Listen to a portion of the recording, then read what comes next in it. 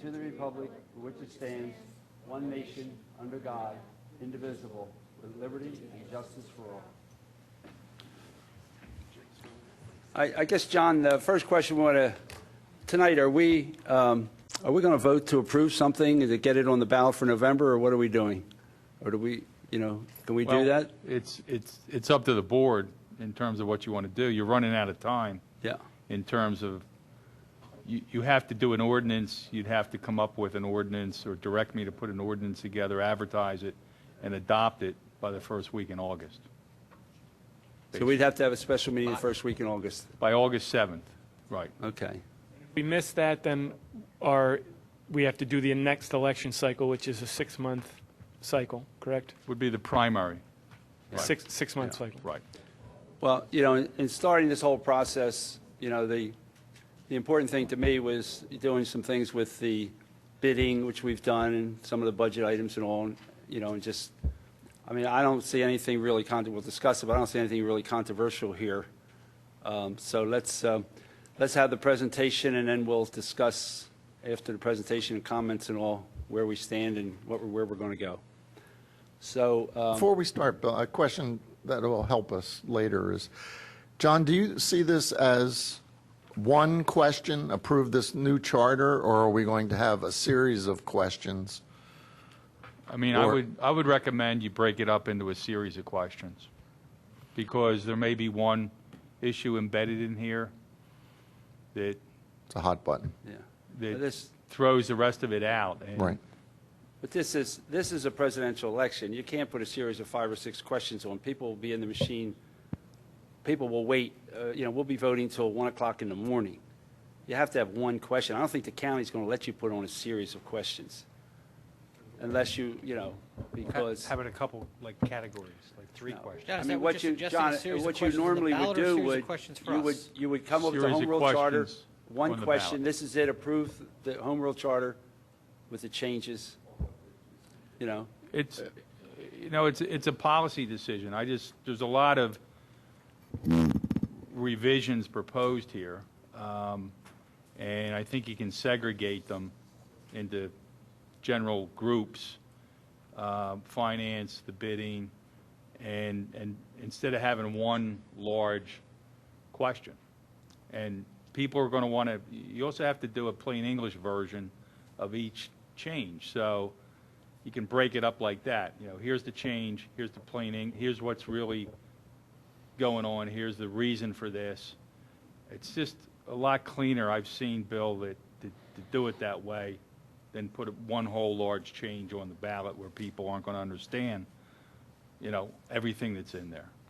So you couldn't put a question on the ballot saying that we're amending the home rule charter to change our bidding process or our budgeting process. You could. You have to spell it out. You could. You can make it simple, You could right? do one yes or no question to everything, but you're still going to, you still have to explain every provision that you're making changes to. But you can do that generally. Yeah, sure. The voters are not going to go in the machine and start reading 5 or 6 questions and voting on them. In a presidential election, it would just be outlandish. Mr. Chairman? Look, I don't see the rush, personally. I think it's more important to get it right than rush to this November. Well, what we could do is, one of the things we could do is, we could move on just 2 of the financial items, like the bidding process, things that affect us financially, But, I think that we could take a proactive issue and put a simple question on the ballot and then mail everybody, every registered voter a copy of exactly what the changes are. The township could do that. Mr. Chairman, if I may? Yes. Maybe just as a suggestion here, this is the 4th time I've gone through charter reviews. Okay. We've in the past, ranged from questions of 12 questions up to 19 questions, in which residents voted all the way through. I think, personally, one question would be a disservice to all the individuals that worked hard on this Charter Review Commission, who spent a lot of time and effort and hard work, because if there was one item that someone took out of proportion and spun it in a certain direction, that means all that work went for nothing because you had one vote of yes or no. So I think you'd be better off if the board wants to move on 1 or 2 of these items, given the presidential election year to do that, but for a lot of these questions, I think it should be individual, and I look at the community as very well read. We'll take the time and the importance to look through these, but given the time I think that you suggest, I think it would be a disservice to these members. That's fine. You want to wait, we can wait till next year, but I am not going to vote to put 12 or 19 questions on the ballot in a presidential election when you're going to vote 80%. People will be voting to 1 o'clock, people will walk away, you'll be disenfranchised. It'll be a mess. You know, in the primary, the problem is you're going to vote 80%. In the primary, you're going to vote 20%, 25%, 30% tops.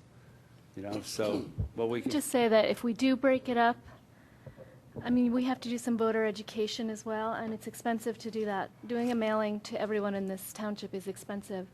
So we have to consider I don't want to have 19 questions on the ballot this election. Between the new voter ID law and the presidential election, we will have 2-hour lines. So, but breaking it up is expensive because you have to do 2 voter education efforts.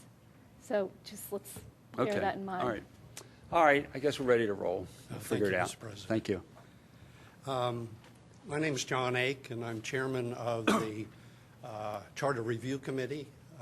And today, there are other members. You want to introduce them? Yes, I will do that. Okay, thank you. Steve Palantonio, Steve Chanison, Jack Johannes, Art Hartel, Christina Perrone, Dorothy Orlikowski is coming in, and also Cheryl Tumalo. Thank you. And Okay. those are the members of the committee, in addition to Bob Zenkowski, who was on the committee ex officio. And those are the voting. One member was not able to make it here, and that's John McMeekin. Okay. He's on vacation. I thought if it was useful and productive to go through an overview of the recommendations, a brief overview. Then I can go into an overview of the items that were considered but not included in the recommendations of the committee. And it will give you some sense, and people who are watching at home, some sense of what went on in this charter recommendation, what's going on in the charter recommendation. The board requested the Charter Review Committee to propose and update the Radnor Home Rule Charter. The charter was originally adopted in 1976, over 35 years ago, and has not been amended since then. The goals that the board assigned to the Charter Review Committee was to serve as a unifying body of stakeholders of Radnor Township by proposing changes to the charter which will ensure that it will remain a durable document, and in particular to strengthen present township government, openness and responsiveness of township government, financial controls and efficiency of township government, and limitations and safeguards. The committee conducted over 20 hearings on the charter, and I think it's fair to say that the consensus of the committee is that the existing charter has worked very well over the last 35 years. We didn't see, in going through this, major changes, structural changes that needed to be made at the charter. In summary, we are making a number of recommendations to the board and to the residents of the township if it's submitted to them. And those recommendations, which if adopted, would strengthen present township government, establish additional financial controls, improve the efficiency of the township budgeting and contracting process, create more transparency, and encourage citizen participation in the township affairs. Our recommendations were in 6 broad areas: budget process, township treasurer, township administration, board of commissioner agenda process, ward boundaries, and citizen participation and transparency. I want to note at this point that all of the voting members of the committee unanimously approved these recommendations as set forth in the report and the reference charter changes. John, can I ask you a clarification on that? Did they approve each individual item in here unanimously, or is it the we did it- aggregate in the report? We did it two ways. Okay. First, every item that we had a unanimous consensus of all the committee members as we processed. A unanimous vote or a consensus? A unanimous consensus. And at the They're not- end of the process. Okay, they're not the same in my mind. I know, but Was it that's a- what we did is we asked everybody without recording it at the time whether they go along with a particular recommendation. Okay. Each individual recommendation, and the language was worked through with everybody. So for each individual recommendation, everybody voted in favor of each individual? Everybody, when you say voted, there was no recorded vote in Okay. those meetings. But there was a recorded vote at the very end, which was the collection of all of the recommendations that were previously approved by the committee in its consensus. So let me see if I think I understand your answer. So for an individual recommendation, there may have been, while you didn't take a official recorded vote, it could have been 8-2 in the discussion, and it got incorporated because 8-2, and at the end of the process. No, Okay. every recommendation had a vote of, when I say a vote, was not 8-2 or 6-3 or whatever it was. It was 9 people approved that recommendation before it ever went into. Why don't you make your presentation without any interruption from the commissioners? I want to understand this, Bill. Stop interrupting me. Come on, because it's Kevin, important. it's a simple thing. If you're not It's- understanding, you can ask the question at the end. We'll be That's here not all true. night if you're going to No, I interrupt wanna him. Let him Bill, make his presentation. No, I want to understand the answer to my question. I understand the answer. So you're telling me that there isn't a single item in here. That is correct. So what did you do? So if there was a 7-2 vote, you didn't include it? No, we didn't have any items that were not. There were a lot of items that you did not, that you turned down. That is correct. There are a number of items. The only ones they moved forward is ones where they had a unanimous vote. That's correct. Okay, make your And- presentation. So and somebody- there were something no was items. 7-2, I will you didn't include go it. through. There were no items Well, you had- that a majority approved and a minority voted against, which were then left off of the recommendation. Everything that we went through here there was a unanimous of all the committee members of those recommendations. Thank you. To go back, the first item was the budget process.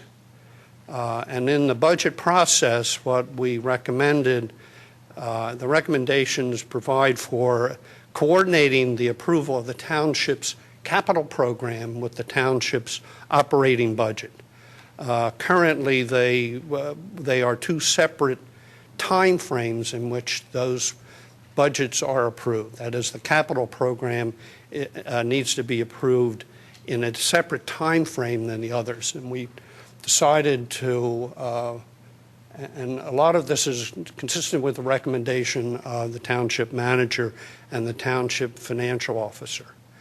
We eliminated the requirement that there be a preliminary budget that was formally approved by the board. That is, the budget that's finally approved by the board is the end budget, the final budget. There's no preliminary budget that's approved by the board.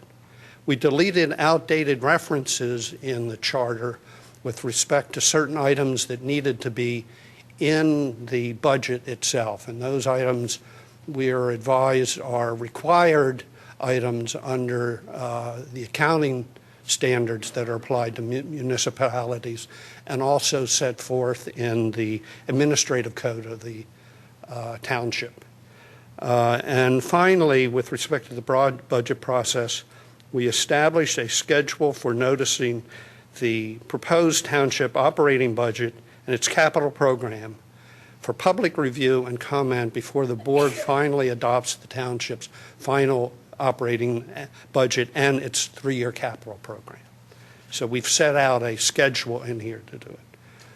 The next area that we dealt with that's related to this is provisions that relate to the township treasurer.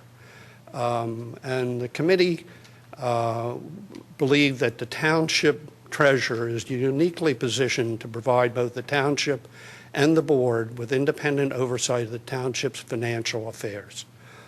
Township treasurer is the only officer elected township-wise, and as such is answerable and responsive to all the township residents. Since the charter office was created 35 years ago, the functioning of the township treasurer's operation have been largely streamlined.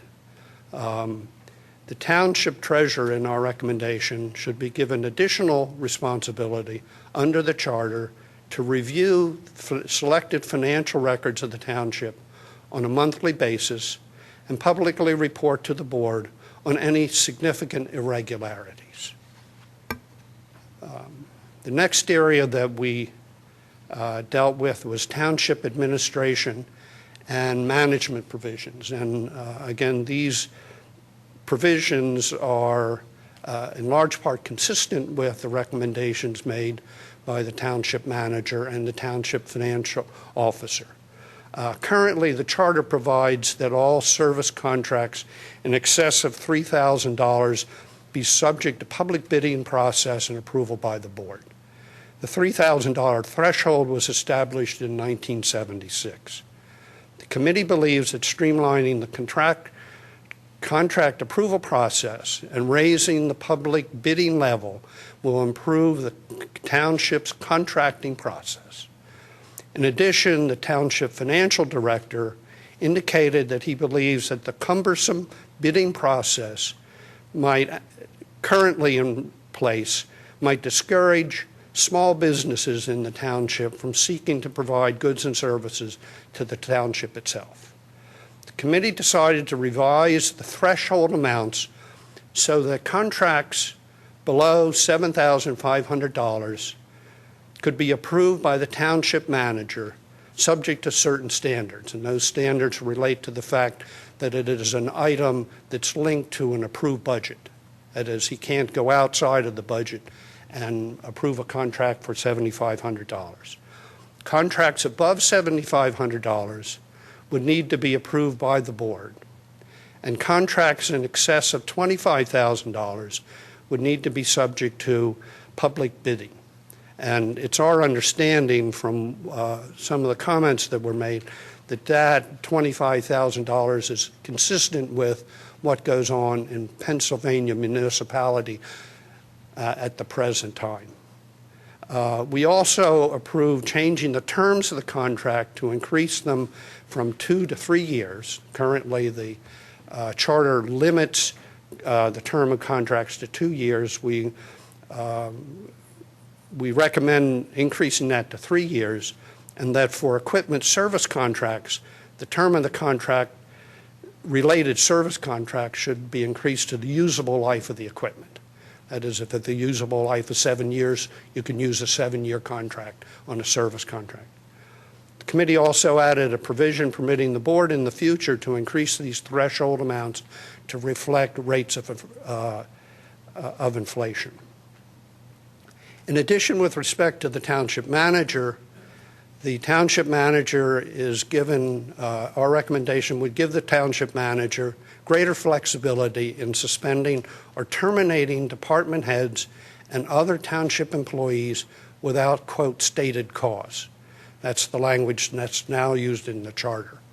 This flexibility would not affect suspension and termination rights protected by collective bargaining agreements.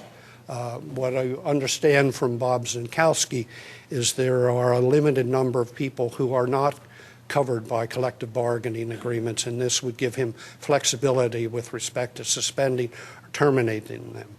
And that the current charter provides that all suspensions and terminations of department heads and other township employees be approved by the board. And we removed the board approval item with respect to all of the department heads except, I think, the township financial officer.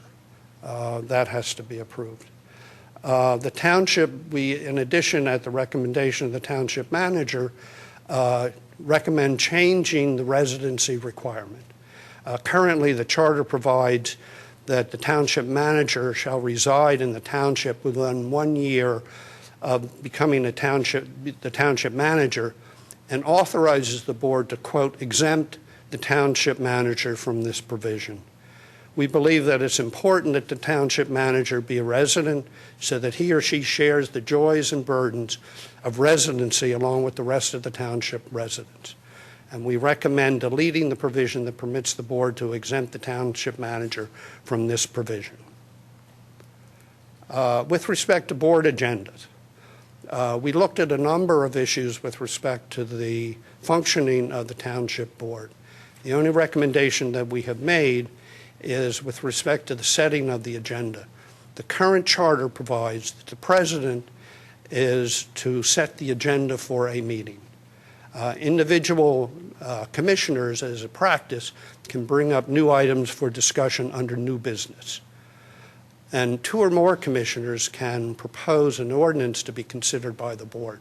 That's our understanding of the way it currently, the charter currently reads. In the committee's view, the board agenda serves 2 critical purposes. First, it focuses the board's discussion and decision-making process. And secondly, it brings to the community's attention matters that relate to the township's affairs. The committee discussed whether a new business item on the board agenda accomplishes the second purpose. That is, does it alert township residents that a particular topic will be discussed and open for public comments.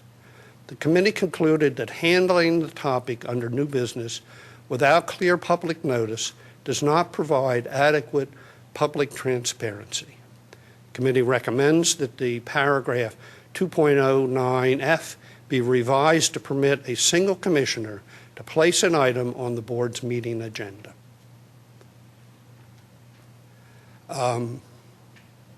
Ward boundaries, the next area we looked at. Pennsylvania congressional districts and state representative and senatorial districts are required to be redrawn every 10 years after the 10-year U.S. Census. The committee was informed that by the township solicitor, the Pennsylvania law also mandates the township ward redistricting. The committee understands that the township has not undertaken ward review or redistricting in over 14 years. That's what we had heard. The township's population appears to be relatively stable, and that such redistricting might not cause any shifts in ward boundaries. The committee believes, however, that such redistricting examination should be performed to comply with legal requirements. The board and the committee reached the conclusion that that ought to be done by the board itself, not assigned to a separate commission. The board would be charged with the responsibility to redistrict the wards, and that such wards should be equal in population, be formed of compact and contiguous territory, and follow existing governmental, natural, geographic, and/or major man-made boundaries and barriers with boundary lines running down the middle of the streets. We understand that this is the legal standard used by statutes and the courts in reviewing legislative maps. Next area that the committee is recommending relates to citizen participation and transparency. The committee recognizes that the board and the township manager have taken a number of significant steps over the last few years to increase the transparency and citizen participation. Particularly, the board and township now make easily accessible board meeting materials, meetings, agendas, township reports on the township website.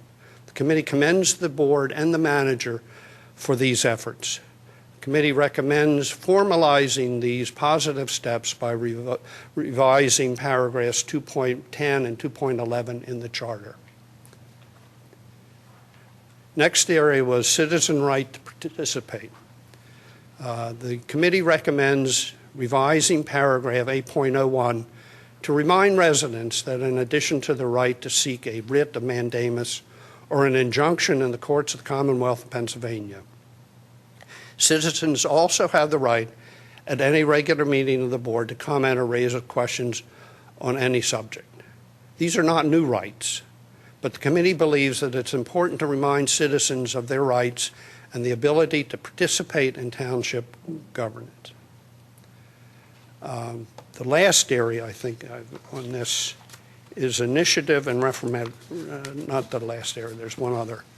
Initiative and referendum. Initiative is where just to explain, initiative is where residents, voters of the township initiate a proposed ordinance for the township to adopt. A referendum is where residents request that a pre-existing approved ordinance by the board be subject to approval by residents at a vote at the next election. Current charter provision provides that 10% of registered voters of each ward sign a petition requesting an initiative or referendum.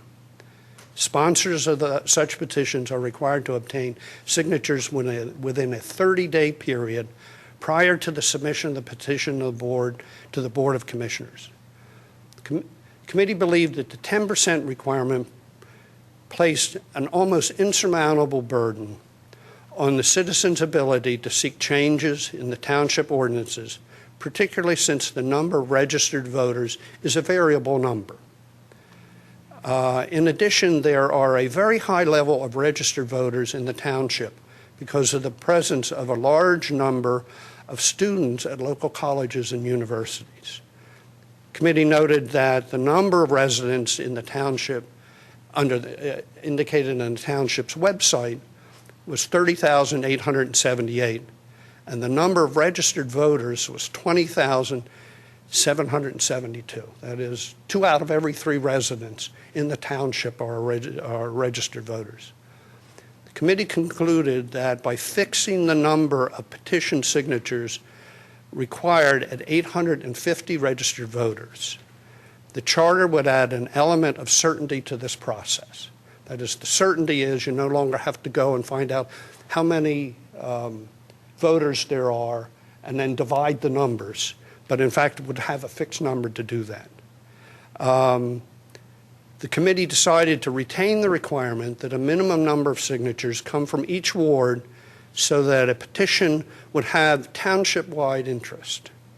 The committee recommends fixing such ward signature basis at 75 registered voters per ward, and that's included in the 850. So you take 7 times 75, you get, I think, 375 is the number, I believe.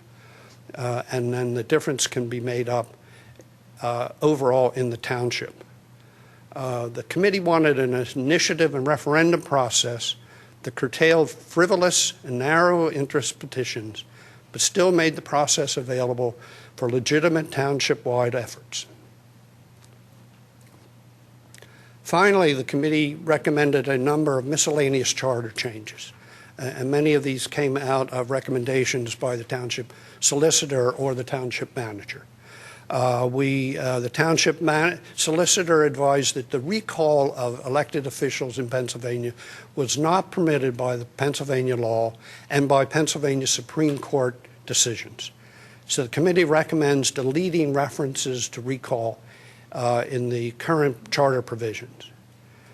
The solicitor also advised that if a committee held a caucus, quote caucus, which is a defined meeting in the charter, the Pennsylvania law requires that citizens be permitted to make public comment during such caucus. And the charter now does not require that. The committee decided to eliminate the caucus provision in the charter, believing that the board's ability to hold special meetings would adequately address the rights of citizens to participate. The committee was advised by the township manager that such a change would not impinge on the board's ability to hold a preliminary session prior to a formal board meeting in order to deal with procedural issues such as agenda order. In addition, the committee recommended the two 2 definitional sentences in paragraph 1.04 be added to deal with future web technology, and also a definition of days. To indicate days, it means calendar days, because there's you can read these notice provisions, et cetera, to have things that may not be either calendar or business days. Finally, the committee recommended deleting Article 10 of the charter, which deals with the township's transition in 1976 to a first-class township, and that's just a cleanup thing. That's the list of recommendations that the committee made. I then, at the request of Commissioner Nagel, prepared a list of items that were considered by the committee, but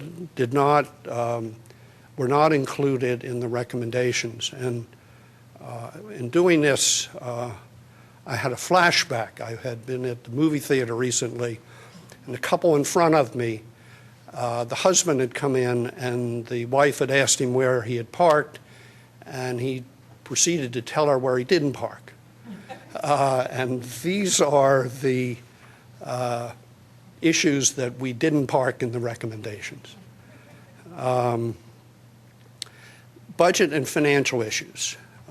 One of the things that, before getting into the particular issues, many of these recommendations were, the committee was favorably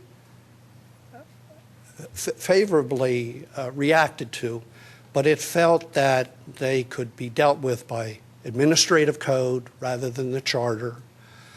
They may be too complex to deal with in the charter itself, and that's why the administrative code.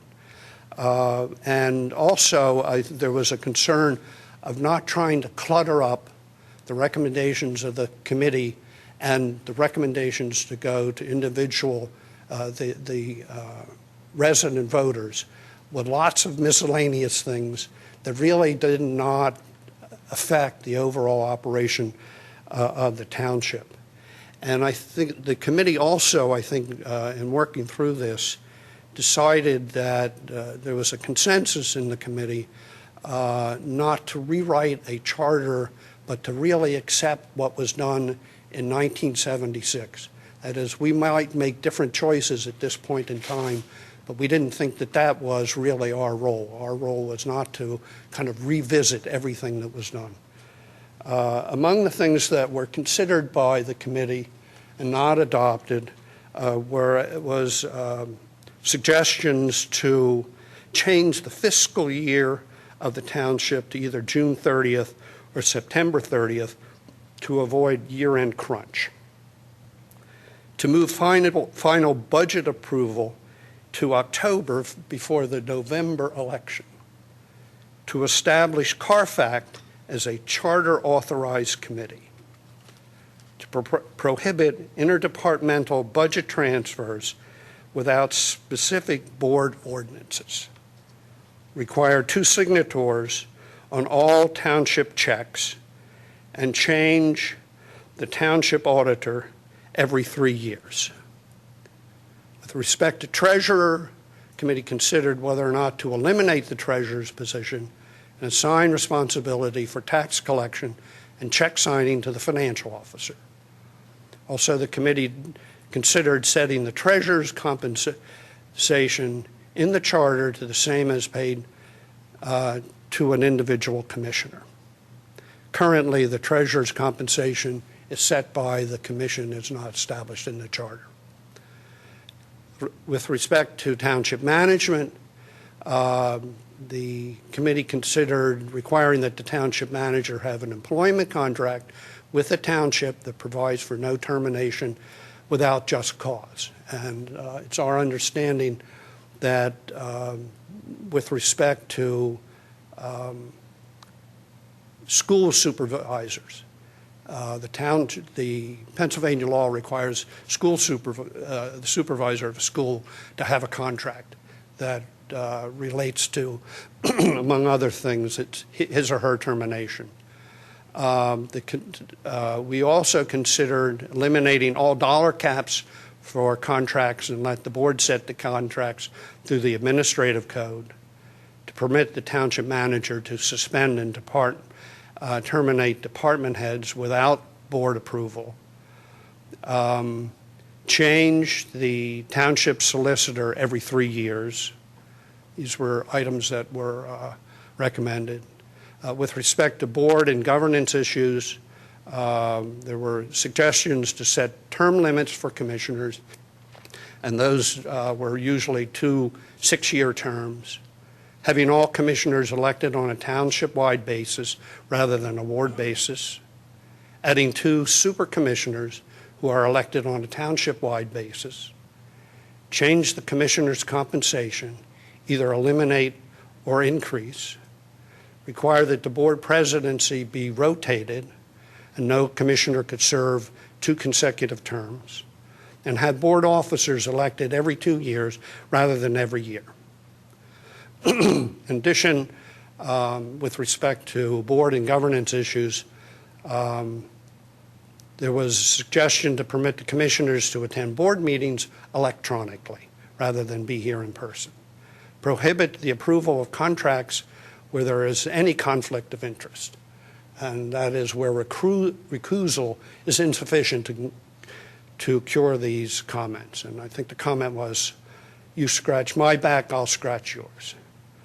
Establish a charter enforcement officer. Establish a charter enforcement and education committee. And permit commissioners to contact township staff directly to inquire about township business or finances. In addition, we looked at issues such as set limitations on appointing same people to various township commissions, and remove limitations on time spent on such commissions. These were items that were suggested to the committee. Establish new procedures for filling board vacancies. Establish procedures to remove commissioners for non-attendance. And establish whistleblower procedures. And that, Mr. President, completes my part of the presentation.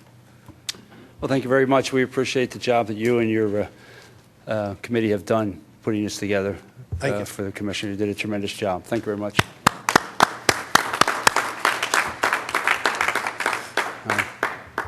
How I would like to proceed, if the board is agreeable, is why don't we discuss their recommendations and then have the public discuss their recommendations, and then we'll discuss anything the commissioners want to add. Okay, so we'll just zero in what's before us first, see if we come to a consensus on most of this, and then if there's other items the commissioners would like to discuss and change and add, we can look at that one by one, rather than go off on a tangent on this issue or that issue. Let's concentrate on the work that they did and see if we can come to a consensus on that, and then we can see if there's any items that the commissioners feel strongly about, the majority can feel strongly about, anything they want to add to be considered in the charter change. Can I just ask one general question, John? Yes. And this is, can we assume, since you had said that all the points that have been recommended are by consensus and then by vote, does that include the township manager also? No, township manager is a non-voting member of the committee. Okay, so the question I think that would help us maybe right now is, John Rice and Bob Zinkowski, are you in agreement, supportive of, and understanding of everything that's been presented here? Yes. Okay. So from an administration standpoint, you generally support all the recommendations and don't have any additional comments or changes that you'd like to see? Okay, thank you. Okay. All right, well then, the commissioners have any comments or changes? Yeah, I mean, I'll go through. I have a... Go ahead. All right, go ahead, Don. So I'm looking at page 4 now, and essentially that I just see that as very administrative. So this question would really be for Bill and Bob, that the timeline is just the timeline that you believe is best. mean, it seems very administrative to me, nothing controversial there. Is there anything more to that than what I just stated? No, Very good. So Yeah. simply, the administration, as you saw it best. yes, sir.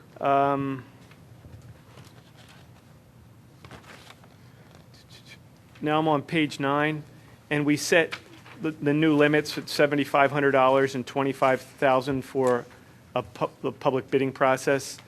Is professional service an issue there, or is it the intent to not allow professional services to go out without public bidding? There are provisions in the charter, which I don't recall right at this moment, that deal with professional services. Okay, so this doesn't affect This doesn't professional affect that. services, correct? That's right. Very But good. one of the things you said in your presentation was that the commissioners by vote could change these numbers? What we did is provide that in the future, Yes. there can be an adjustment to the dollar amounts based upon inflation. You don't want to be in a situation 35 years from now, everybody's saying, where are we on this? Can we put that in the charter, John, and change it that way? The commissioners can change these numbers?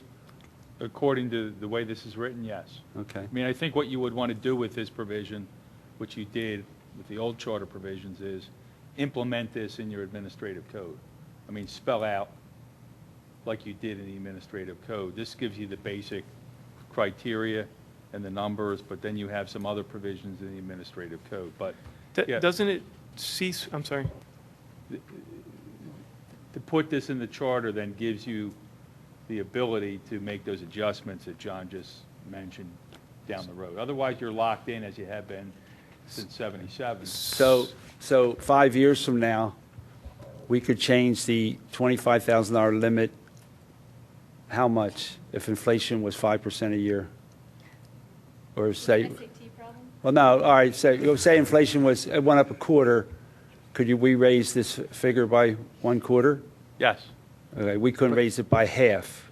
No, It would just be based on inflation. it says to reflect inflation. Okay. Can I just expand on that, though?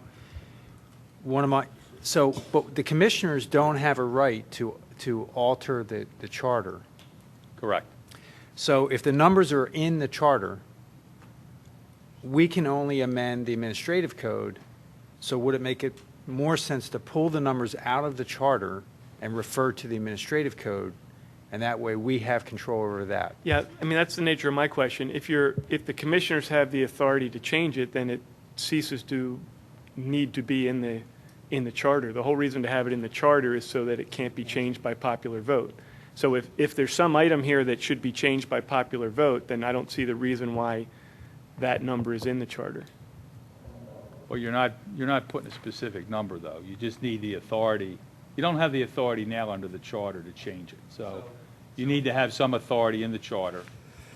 So we're setting a specific number now in the charter, but the charter also sets the provision that based on inflation, we can raise that, Correct. and that's permissible. Yes. Okay. And so what would you do for your annual budget process? Just publish the new limit?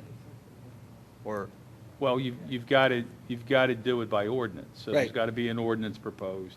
If you're going to increase the threshold, you've got to do that. so you would have to you'd have to do it. It wouldn't be automatic. Correct. It's got to be done by ordinance according to what's been proposed. So what happens if you skip a year? There's no obligation that you increase Okay. it. I mean, I would think that you've been so low, all the other townships in the state, first and second-class townships that aren't home rule, the state legislature just upped the bidding limits from $10,000 up to $18,500. It's been $10,000 since 1960 for public bidding. So that has just changed. So what you're doing is consistent with that, with what's going on throughout the state and the bidding process. Right. Go ahead, John. Yeah, I just don't understand the part about changing the lease from 2 to 3 years, or the term of the contracts, excuse me, from 2 to 3 Well, years. currently, you can't have a contract more than 2 years. You can't get a contract, and the recommendation of the township manager was to extend that so that he could enter into 3-year contracts. And that with respect to service agreements, as to equipment, and he talked about cars or whatever, computers. And if you had a piece of equipment that had a 7-year usable life, he could enter into a service contract with respect to that piece of equipment for 7 years. Currently, he can't. Currently, if he's got a service, he's got a 7-year truck, he can only enter into a service agreement for that truck, service contract for that truck for 2 years. Okay, understand. So, Tell me about why the changes on page 11, why is it that we need to give the manager more authority? well, I think the authority that we're giving the manager here, the current current charter provides that the manager cannot discharge a department head except for stated cause. And we asked the township solicitor whether or not this, and I think this was in John's memorandum, that stated cause is no longer kind of the standard. People who are employed at these levels are at-will employees. And the township manager expressed his concern that if he wanted to discharge someone for stated cause, he was going to be required to come to a board meeting, a public meeting, and go through what the stated cause was. And in fact, some of these stated clauses may really relate to what I'll call interpersonal things. He just doesn't work well with others or doesn't work well with me. And we felt that it was appropriate to give the township manager the ability to terminate certain individuals, and we're not talking about all the employees of the township, and remove the requirement that he do so only with stated cause. Very good. Excuse me, John, can I just make a clarifying point? We did keep in there that to remove a department head, it does require majority vote of the board, which I think wasn't really cleared. So you do have majority. In the charter. Still has to come to the board. And the clarity here is we're talking exempt and non-exempt employees. So a director would be considered a non-exempt employee. So and this is my understanding, under at-will employment law in Pennsylvania, you don't need to state a cause when you're dismissing someone. And when you do state a cause, generally it creates more liability, so you're best not to. And there's some hearing requirements, but all employees are at will in the state unless they're covered by a collective bargaining agreement or some other type of an agreement that provides for formal hearing. And by having in here for non-collective bargaining agreement employment stated cause, then you're creating I think, and I agree with this was Bob's issue, but it was something that I think we both recognize. It just creates more problems. If someone is just not working out in a particular position and you have someone and you want to cut them loose and they're not covered by a collective bargaining agreement, then as an at-will employee, they can be dismissed. Did they say everyone except the financial officer? Was that in there? Well, everybody? The heads of all departments still have to come To the before the commissioners. board. There's got to be a vote on department heads. But there's no exemption of department heads, they're all covered. That hasn't changed. Yeah, Right. okay. I mean, That's- this is a very small group of employees in this township we're talking about. That's the one item that I- stated this in the presentation, but all of these terminations are required to come before the board. That's the one item that I disagreed with, because I think the manager should have the authority to should be able to fire or terminate an employee without having to go to the board, because I think at times that the manager should have the authority if someone's not working out, to where maybe the commissioners say they're a nice person, they do this, they do that, and then the board overrules the manager, then you have a problem with an employee that now has, pretty much can do whatever they want to Now, do. then you when have they a wanna problem with do. the board and the manager. You know, if they come to that, they should never come to I that. don't think that's accurate. I would say that if there are things that potentially a commissioner gets certain favors by certain department heads and has created a good relationship, now it's very difficult for the manager to be able to say, no, they don't work well, or they fail to meet the requirements of what the manager believes the position is. Now you have a situation to where the board says, no, Bob, or no to the manager, whoever that is. Now that department head actually has more authority now, more power than what the manager does. It becomes very difficult. Well, So shame really, on, I see shame on hiring- the board for doing that. You know, I mean, you have to have a little more confidence in the board. You know, you can't spoon feed us all the time. You got to have a little confidence in the elected officials that we're going to do the right thing. You can't assume that we're going to do the wrong thing. Well, yeah, but also it takes a majority vote of the board. It's not one individual commissioner that could cause this issue. The whole board would have to be in But agreement. when you hire someone, do we have to vote to approve that? I agree, and that would be something that absolutely would stay, that the board Yeah. should approve Yeah. who that is. It's just on the termination side would be the one with the recommended changes. John, can I ask you how this provision would interact with the whistleblower policy? I'm sorry, Kevin, I didn't hear you. How would this provision where the manager can essentially remove somebody, how does it interact if that person is operating under a whistleblower? Under ERISA? No, the whistle, WHISTLE. Sorry. It's okay. I was in New York today, maybe my accent came back. I mean, how, your mic, Yeah, we can't hear you far away. yeah, I don't think your mics work, but, I mean, if there's a whistleblower situation, that's going to happen after the fact. I mean, you're saying if there's the manager dismisses somebody Or because... they're in the process of, I guess once they start whistleblowing, they're protected? Is that what happens? Because the manager could say, you know, look past our history. The manager could say, hey, this person is complaining. Yeah. They're being a bad person. There's no objection on that point. I mean, creates a- yeah. Oh, How it sure. works out because of the way it's written, Bob. I mean, it creates a cause of action for, if that person's being dismissed because they're about to expose something that's going on and they're dismissed for that reason, then they've got a cause of action. You know, and if the manager's doing that unilaterally despite that, then, you know, the township has a problem, obviously.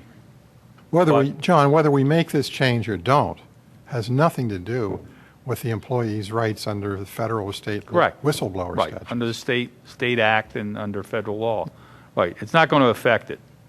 I think, Kevin, your concern is just, you know, what happens if that's the reason for it, and what happens is they have a cause of action. I mean, you can't deal with it ahead of time, but, I mean, I think the change is consistent with the status of employees in the state is they're at will, unless they're covered under employment agreement. But that is the value of keeping the Board of Commissioners' approval, in that, you know, God forbid, the reason the department head was being fired is because they're on to something that the manager is doing.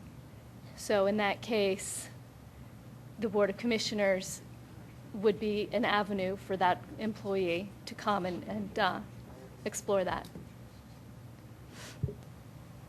The issue is that if the manager has to have confidence in the board, if the board does not vote to support him, then the manager and the board have problems, and the manager's probably on his way out. I mean, I can't see where the manager and the board's working together where a board would overrule their manager. I mean, we are part-time, we're policymakers. You should have done it years ago, Bill. Pardon me? You've done it years ago. Yeah, well, the problem is that years ago have gone, we're dealing with now, okay? And I think the legacy you don't want to leave is a problem to happen again in the future. what are you talking about? Well, that's all right. All right, fine. So, move on. Yes, move on. Next question is about the manager's residency requirement. Nothing changes the 1 year that Nothing the manager changes is to 1 allowed. year. And this And was then- a recommendation from the township manager, which the committee thought was an appropriate recommendation. Do we need some kind of measure to protect or to consider acting managers or temporary managers? So before we hired Bob, we had acting and temporary managers who didn't live in the township. Would we be unable to do that with this change? We talked about that at the committee, and I guess where we came out was that was such a rabbit hole to get down, to figure out how you would do it, how long the person had to be a temporary manager. Yeah, I don't want that provision. I just want to be able to Yeah. hire a temporary manager and not be adversely affected by this. So is that, They have a year, and quite frankly, if we're keeping a temporary manager more than a year, he's probably a permanent manager. well, So- but then what about acting manager then? Is that an issue? Like, for example, when Bob goes away on vacation, there's an acting manager who sometimes doesn't live in the township. Is that an issue? You'd John? have to- No, I don't, It's a year of service. When Bill was, he didn't live, when Bill Martin was acting manager, he didn't live here. Well, my interpretation would be a year at the job, so, Yeah, as- you know, if you're working on a weekend, As the permanent township it is a manager. little bit of a gray area, but I Yeah. don't think it's, you know. I'm not, all I'm making sure is that we're not harmed by that. no, I think you're fine. You have an existing provision in the Charter 505, acting manager. And there's no existing, that during a manager's, or in the event of a temporary absence or disability, or removal, incapacity, suspension, or resignation, which you've had, you can appoint an acting manager.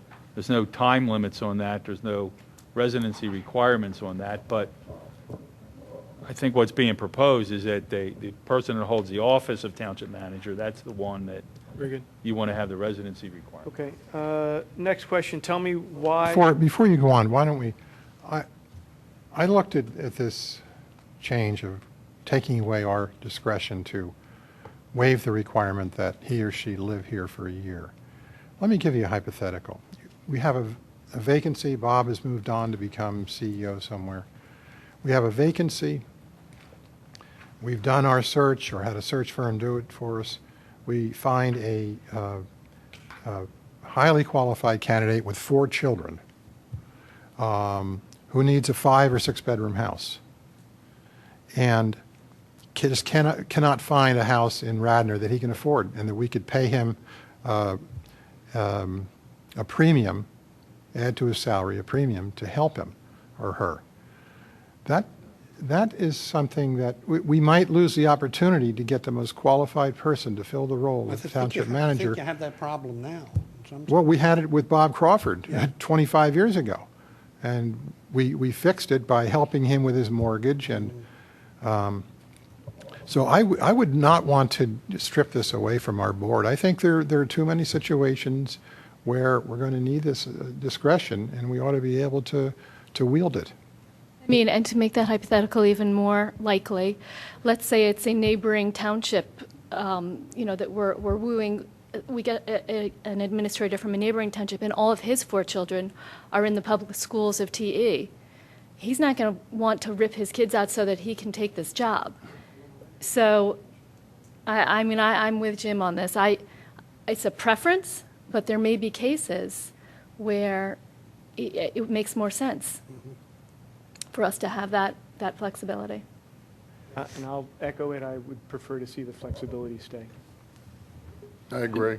And when we went out looking for a manager, we were paying everyone a premium to move here because of the expense difference of the houses in Radnor and where they live, so that if we find a candidate, we want them, and we want them to live in Radnor, we'd have to pay it. But Elaine's right. If somebody's coming from Tredyffrin or Newtown or Marple or somewhere like that, and their kids are in school, they're not going to want to move. Bob, you have any comments on this issue? If you want the position, you want to be here in Radnor, you have to live here. So it's not where anybody's being forced into this. You know coming into it that you have a year to live here. So really, if you live across a way or a border, that you make that determination. If you want to be here, you're here. The only thing I can say is firsthand, knowing that there's times where you're called upon day or night, middle of the night, and someone wants you there. I think it's a lot easier to be there within 5 minutes or so. Plus, then too, if you're going to propose increasing taxes, you should be responsible to pay for those too as well. Excuse me, this was a strong sentiment that we had as well, and let's, also add the perspective that a township manager, I'm not sure exactly, but $175,000 or so. There's a lot of people in this township that don't make $175,000 but actually reside here. So I think we need to add that element of realism. Additionally, we got in a lot of trouble with Mr. Bayshore paying him about $175,000 to put down on his house. So I think we should just go back to our foundation of, if you want this job, it's a great job, it's a great place to live, and let's be realistic, within a year you should be able to find a place to live. You can rent. We're not requiring you to buy a house. You can rent. This is a great job. If you want it, that's part of what's required. No one's, I don't think anybody's disagreeing with the sentiment about having the manager live here. I just don't think the flexibility should be removed. Kevin, what do you think? I agree. I'm saving my comments. I'm letting Don get through Okay. unless there's All right. clarification. But I agree wholeheartedly, especially the example that Elaine gave, that if you're recruiting an assistant manager from an abutting township, to ask them to move and require them to move may be prohibitive for them. And I would not take away that flexibility. I understand the pros and cons. In fact, for the few of us who were here through the debate Bayshore, we actually discussed whether or not the benefits of actually having them live outside the township because of the interaction and things at that point in time. I just would not want to tie anybody's hands on that issue.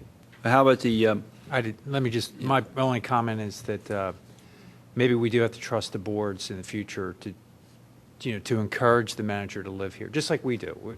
Look, we went through this process. It was very difficult to find someone that could move here within a year, to establish residency within a year. We were very lucky with Bob that he was able to make that change.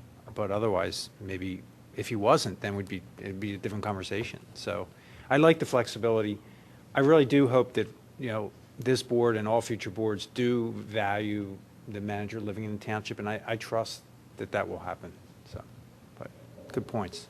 If I could add something, obviously the committee felt differently, but this is the Board of Commissioners' decision. If you're not going to adopt the complete ban on a township manager living outside, something else that we discussed but opted for this was to at least force recurring votes, that it not be a blanket exemption for time immemorial, that you could have a manager who doesn't live here for 20 years because in an effort for contractual reasons, you granted that exemption. If you're not inclined to force residency, I'd at least ask you to consider whether it would be appropriate to allow for a series of 6-month extensions, such that every 6 months it's before, not you, of course, because you wouldn't make this decision, but before future boards.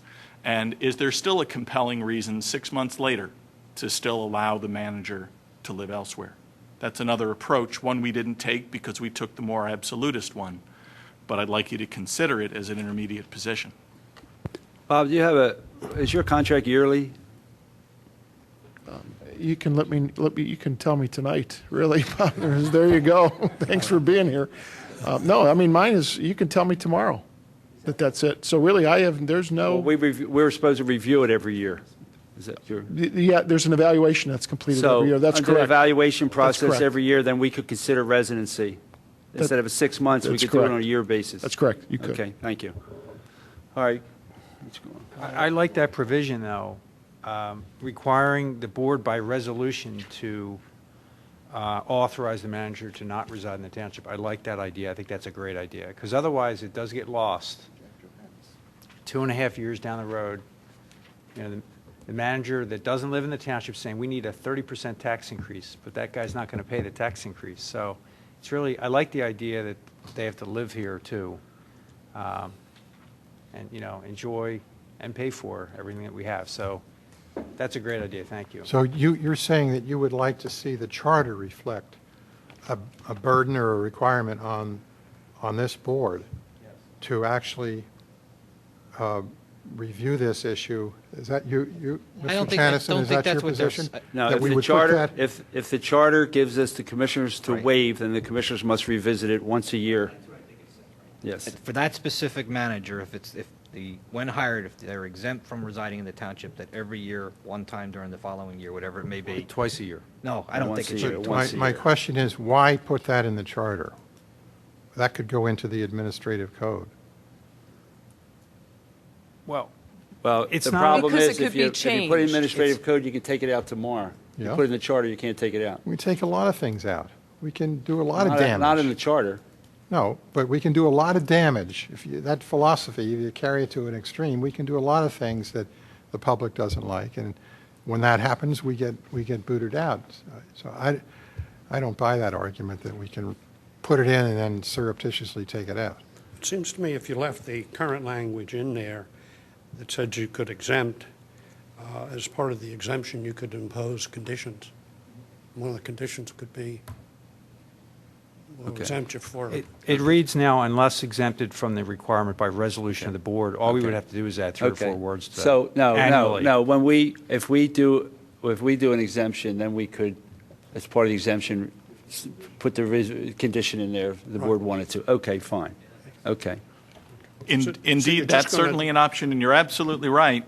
And this is a struggle that we had, frankly, at every one of our meetings, is a change that we're going to recommend, one that is worthy of the charter, or is it something that's more appropriately put in the administrative code?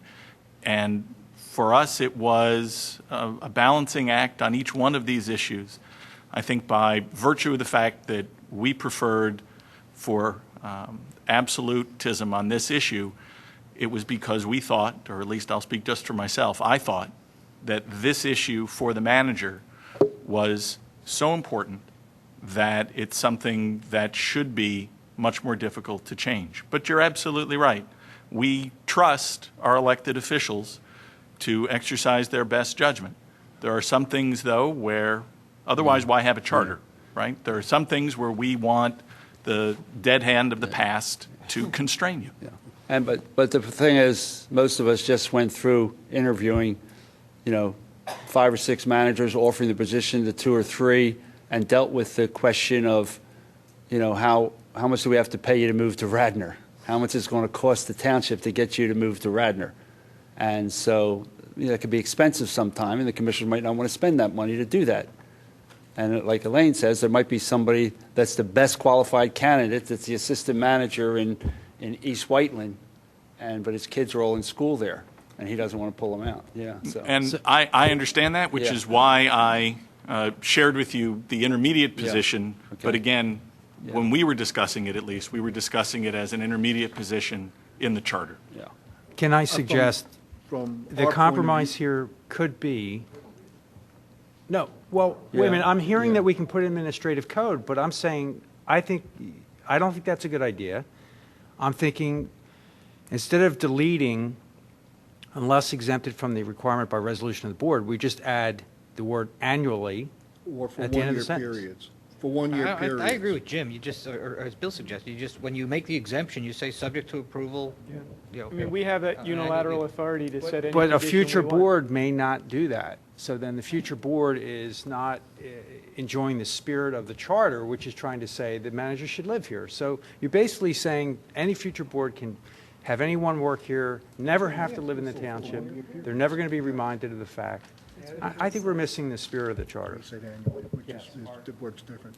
I think the quick language drafting over at this side of the table suggests that what's added are the words for one-year periods, so that you would make the exemption. The exemption could be for as long as 1 year. It doesn't stop you from coming back and doing it again. Yeah.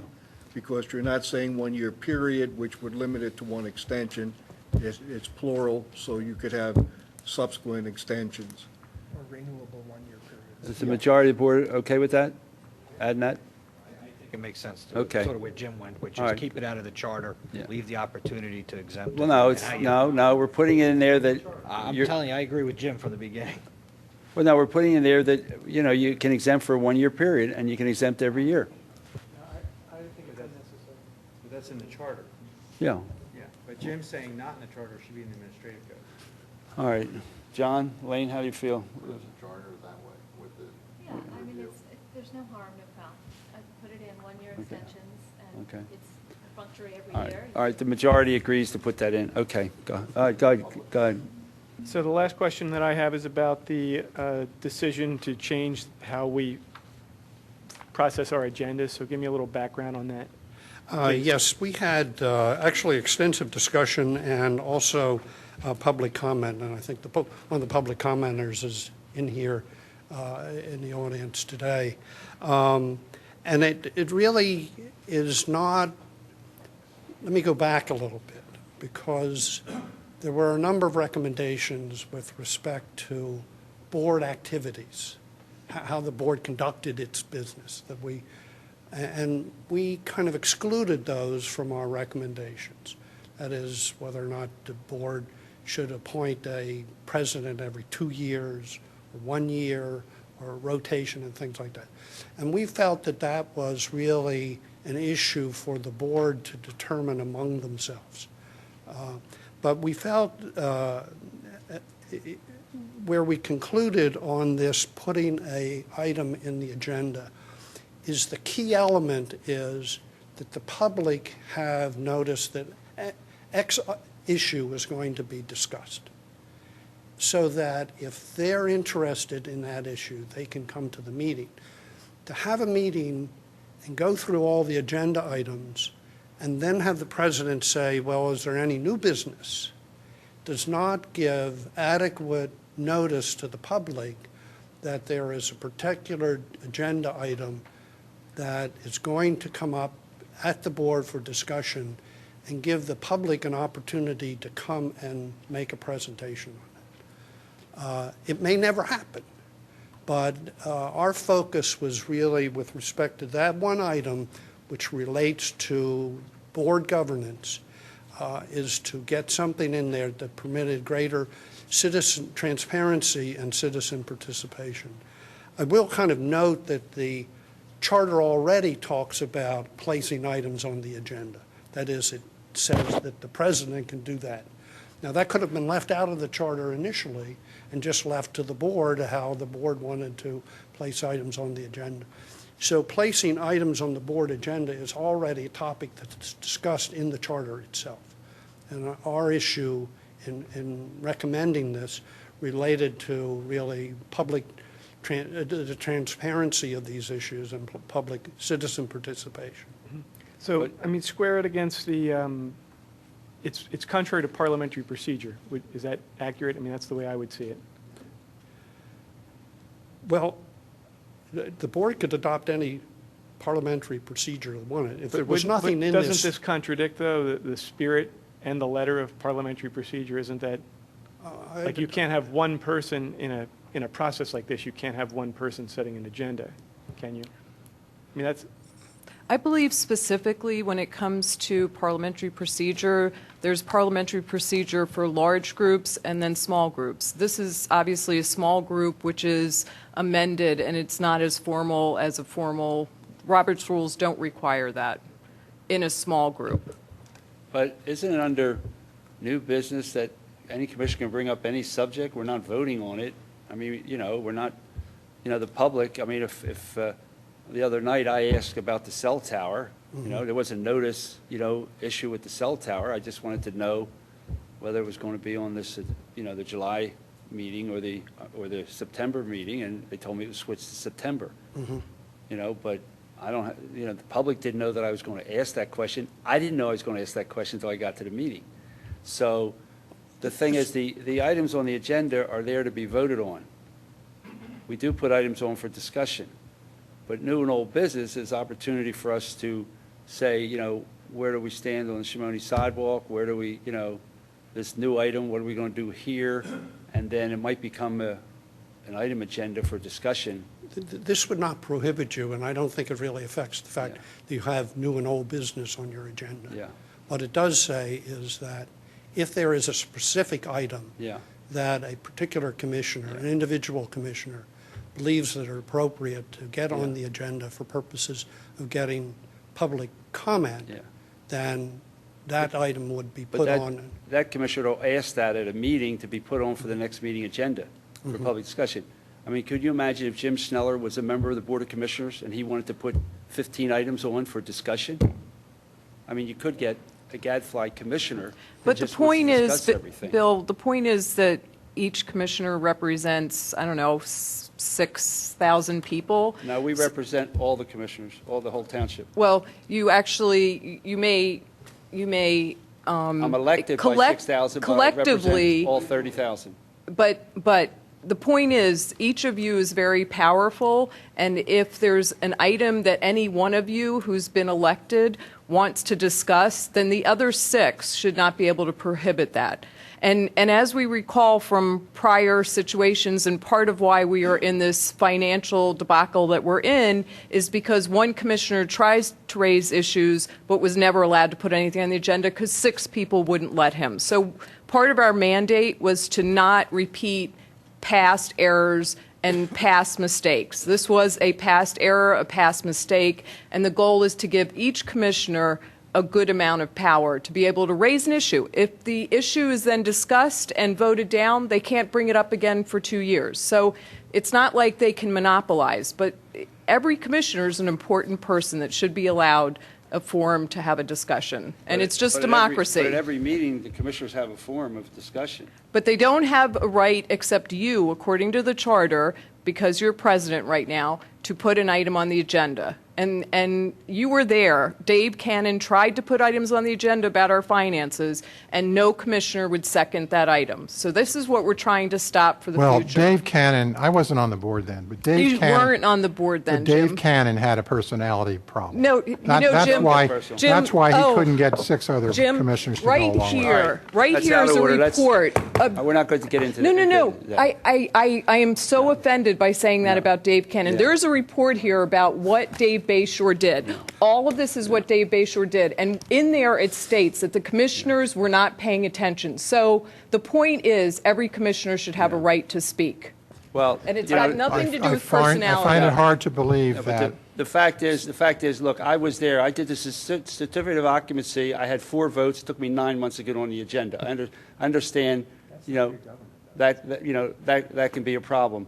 But the fact of the matter is, I couldn't get. We had, you know, I had 2 commissioners, okay, and we couldn't get on the agenda all the time about the trail or about open space.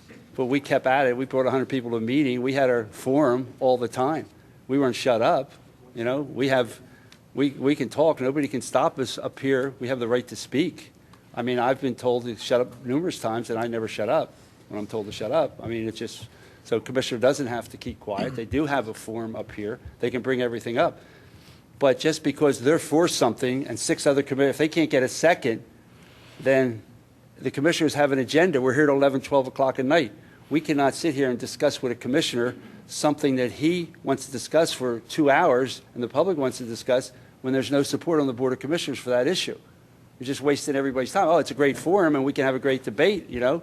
Then call your own meeting, have the public come out here and discuss it. But Mr. Spengler, you'll remember one of the items he wanted to discuss was the fact that this township building was supposed to cost $11 million. It ended up costing about $20 million. No. Because no one. It cost $13 million. It cost didn't. $13 I million. have the documents. Well, you have the documents. And I know these we're not gentlemen getting over into there that. do Let me, too. So We're had not that been getting into that. discussed, we would have saved millions of So dollars. there were items, just to clarify, because we can, I've had issues in the past getting items on the agenda when I wasn't president.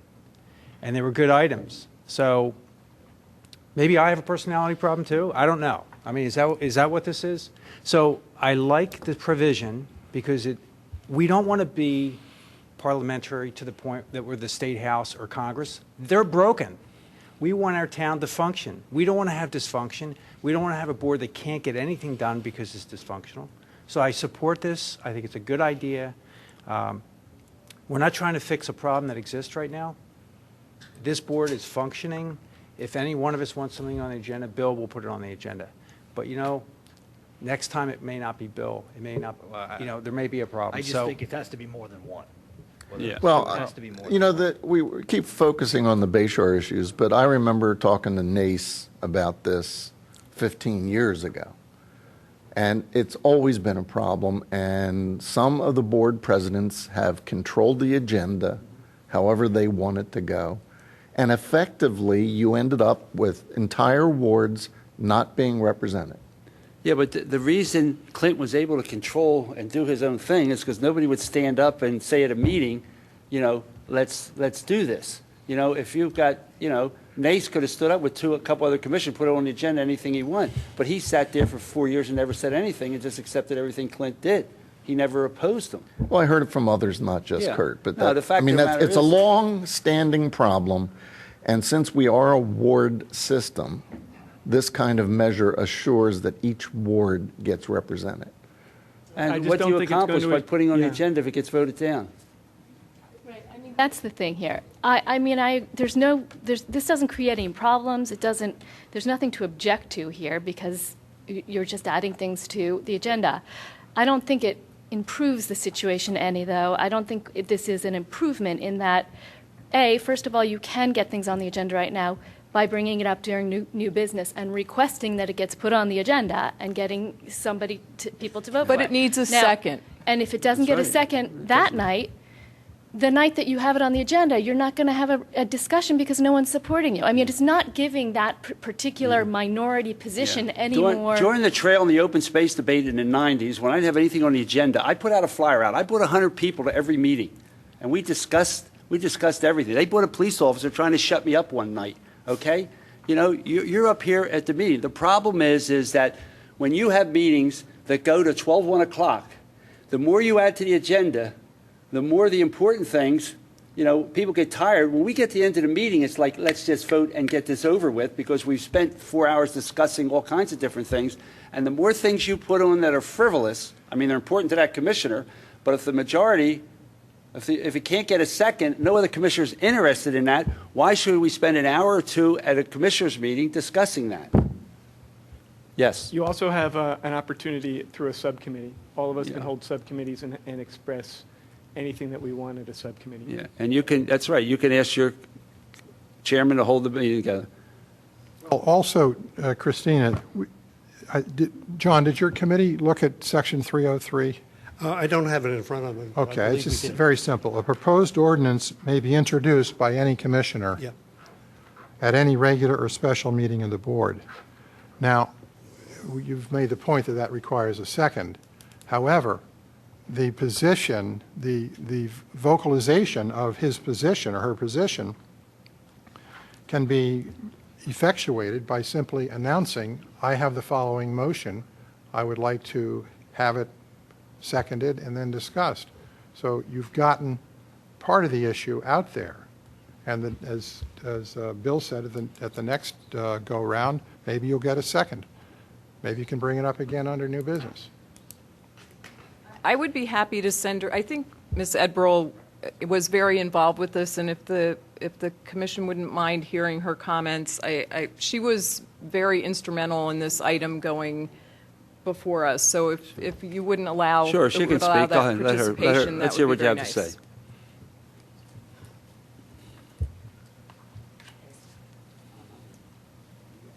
Well, thank you very much for allowing me to speak out of turn. I really appreciate it. And I had some extensive comments prepared about this particular issue because this really is one that's, I think, of all the things that that this Charter Review Committee is doing, I think this one potentially has the most potential, rather, to really, I think, say to the world that Radnor Township is going to be run differently from this point forward, maybe differently than it had been, differently than other governmental bodies are being run, because we value the opportunity for the people who are in a position to educate the public to do so, to really do so.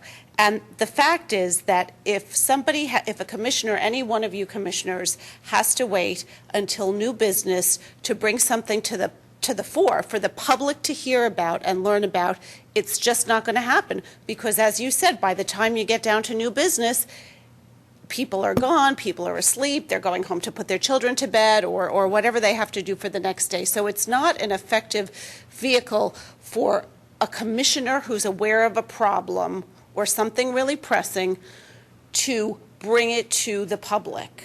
I mean, he or she can certainly bring it to the rest of the Board of Commissioners, but if there's no response, then they're stuck unless they have the ability to put it on the agenda, because the agenda then gets published.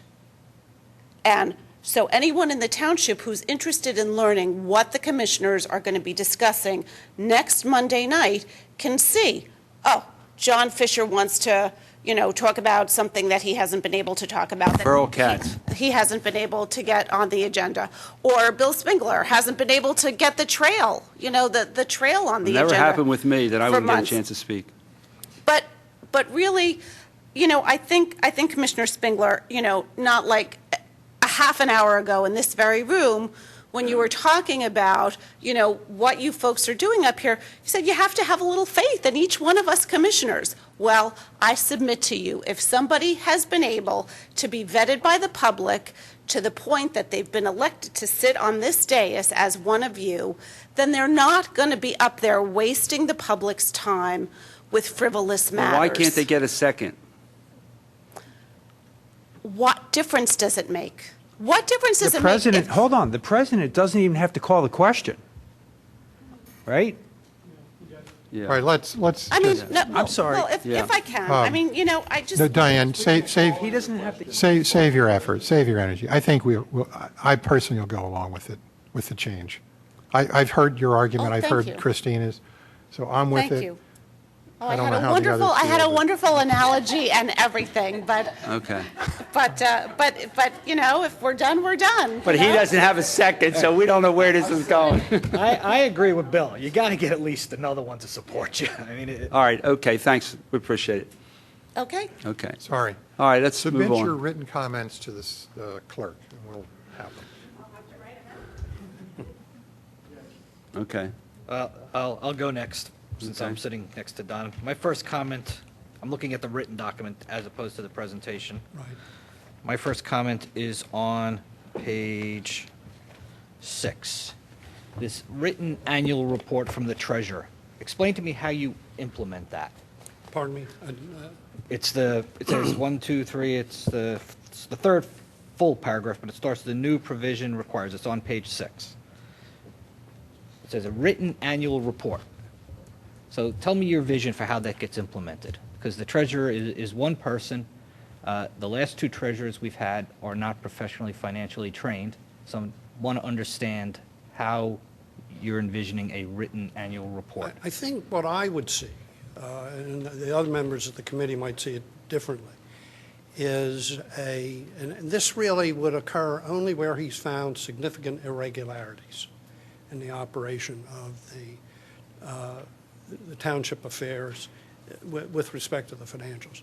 I would see an annual report that would come out and say, during the year, I examined the travel vouchers of the township staff and concluded that significant amounts of money were being spent on non-township related business.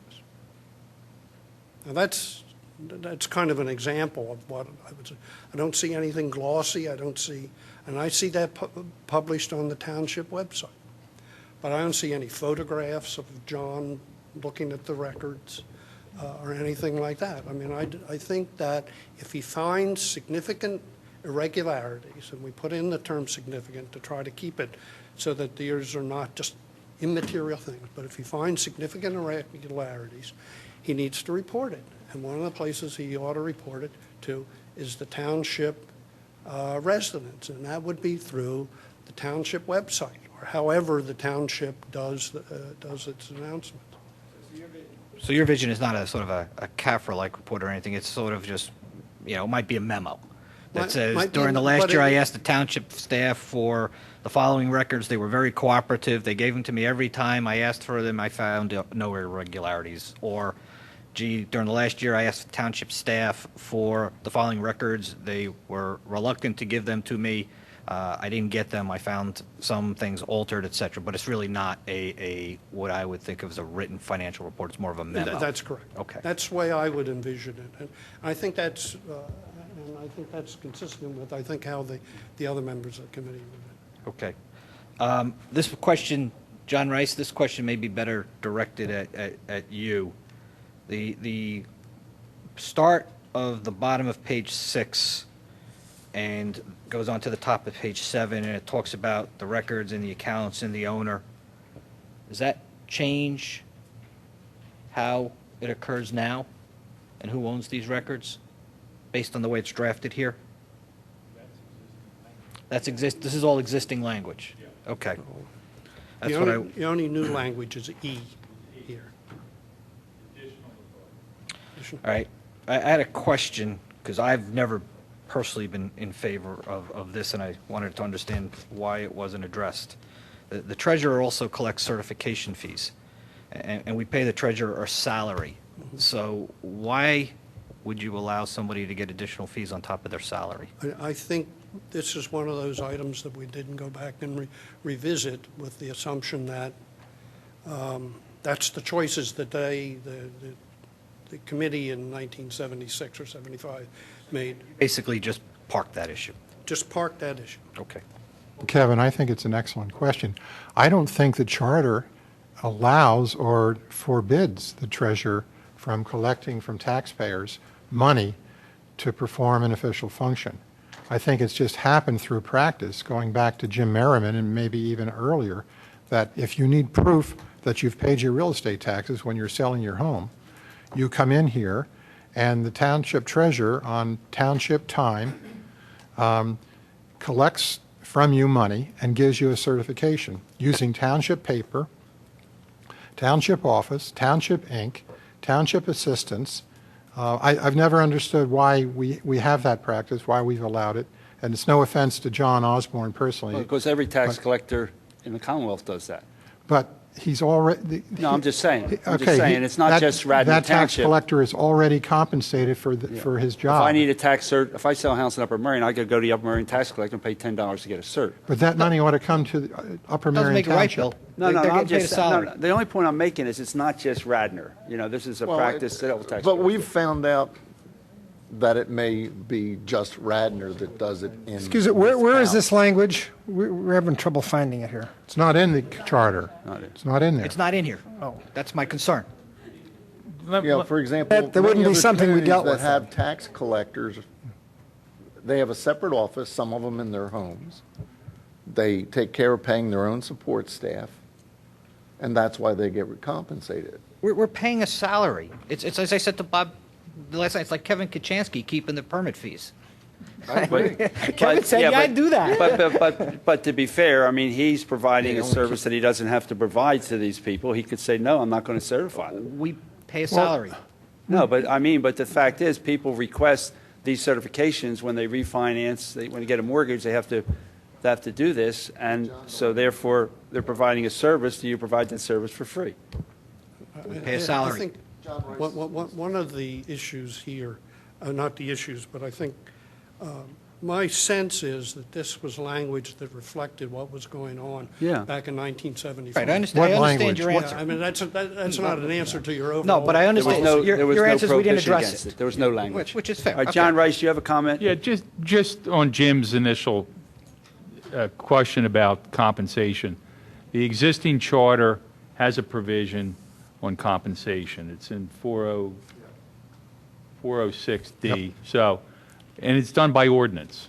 So the treasurer shall be compensated for work performed at an annual rate to be fixed by ordinance. And there's a state law that says if you want to change, increase, reduce a treasurer's compensation, you have to do it by February 15th, or a tax collector, because I sort of view those positions. You got to do it by February 15th of the year that office is on the ballot. So next year, by February 15th, if this board wants to change the treasurer's compensation, or anybody wants to change the tax collector's compensation, including what you can charge for tax certs, it's got to be done. Otherwise, it's fixed for the next 4 years. So you have an ordinance in place, Jim, that fixes. Well, that's compensation, but we're not, you're saying our hands are tied if we don't do it by that specific date. Correct. But that doesn't have anything to do, and we can put this aside, because this is a matter we can just take up by a separate ordinance, but it has nothing to do with the treasurer collecting money from citizens and putting it in his own pocket. It just has nothing to do with it. Well, you could prohibit that, you're saying, by ordinance. You can say that money has to go to You county. can establish that The by township will give ordinance. the I think there's been 2 ordinances dealing with that issue, and I think it raised the certification rate between the 2. I don't know what it is now, John. Is it $10? It's $10, but it was something less than that. So, however you want to set tax collector, treasurer compensation, you're sort of locked in until the February 15th of next year. Okay, I understand where you came out, and I understand Okay, what all right. and what our options are. Page 8, I already hit that comment because it's twice. Page 10, the emergency expenditures language is so open-ended, it has me concerned, because there's no limitation.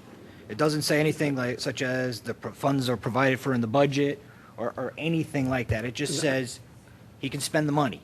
So I think on this, and John may, Bob may have some comment, or Bill may have some comment on it. I think that language actually appears in the current charter. It just so happens that we reworked the entire paragraph so that there is not interlinear changes here. But as I recall, that emergency expenditure language is in the current charter, but I may be wrong on that. sit here and look at this current versus, This section is slightly confusing because it was completely reworked so that it was comprehensible. If you I read just it. think, John, Bill, Bob, I think that may be something you want to look at, that it's so open-ended. I mean, it essentially gives the township manager the authority to spend the entire township budget. It's the top of page 10, John, under emergency expenditures. Section 305 of the charter does address emergency resolutions and ordinances, not expenditures. We hit 11. I'm not going to repeat the township manager exemption, but my view is we should be able to exempt them. A single commissioner, I think it needs to be more than one. I'm going to come back to one because I think is one of the more controversial ones. So I'm going to skip page 15 for a minute. Page 16, you specifically used the, raise questions. You don't say requires an answer. Was that intentional? Where are we here? The middle of page 16, paragraph 8.01, general provision. Okay, hold It says comment or raise questions. So in your view, they can ask a question, but we're not obligated to answer. on. I am sorry, I am not. It's page 16, dead in the middle. It says paragraph 8.01, general provision, and then it's in bold, and Okay, it's the last line. Okay. We actually discussed whether or not to make a requirement that the board respond to those comments, and decided to leave that out. Okay. It was up to the board's judgment of how they wanted to take it. Okay, Somebody fair enough. there. Top of page 17. I'm not opposed to a fixed number. I think there's logic to that versus the 10%.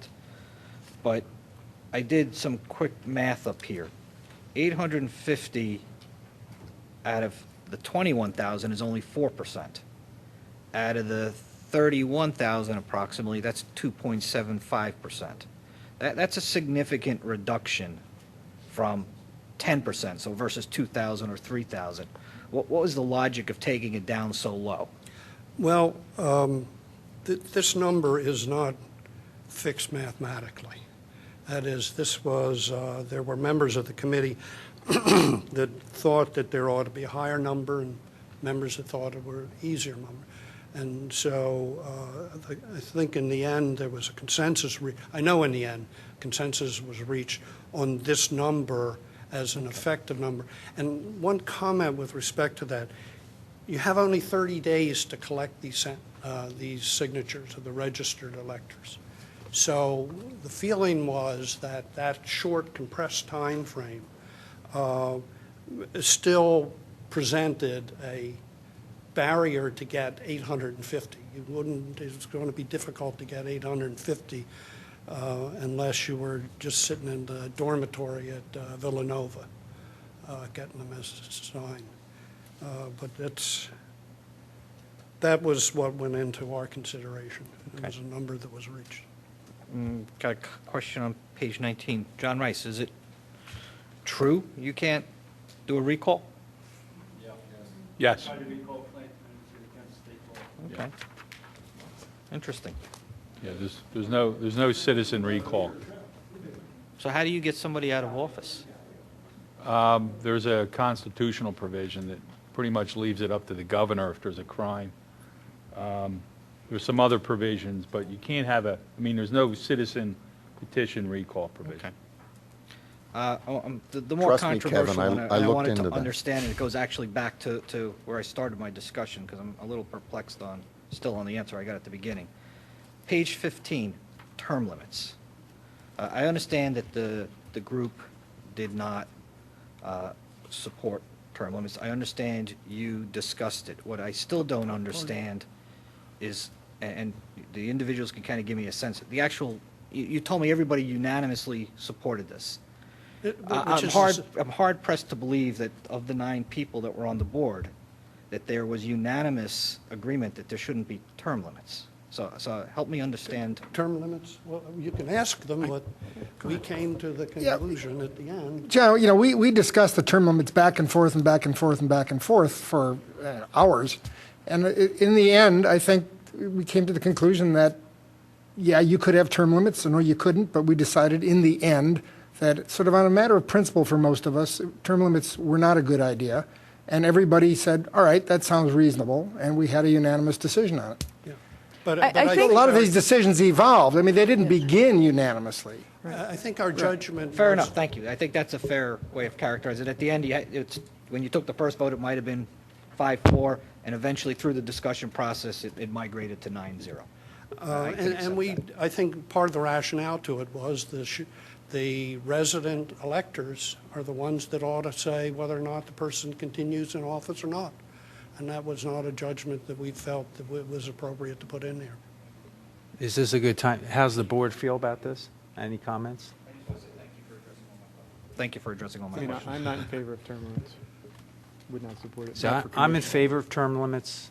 I'm not running for a third term. A lot of the issues we're seeing in the state and the federal levels are as a result of not having enough term limits. Another issue is residents, a lot of residents only stay, I think that the stat is about 7.5 years in their home. So we certainly have long-term residents. I'm one of them. Many of you are. But when you have turnover in residency, and then the same commissioner could hold a seat for 30 years, that may not be a good thing. It may be a great thing, but I think, John, just to clarify something, on this particular issue, I am also in favor of term limits, but I think we sort of tabled it because we couldn't get true consent. Right now there are no term limits, so there was a suggestion to put in term limits, but we couldn't get a consensus, and that's why we left it out. So that's why what John's saying is, unless we had full consensus, it didn't go in there.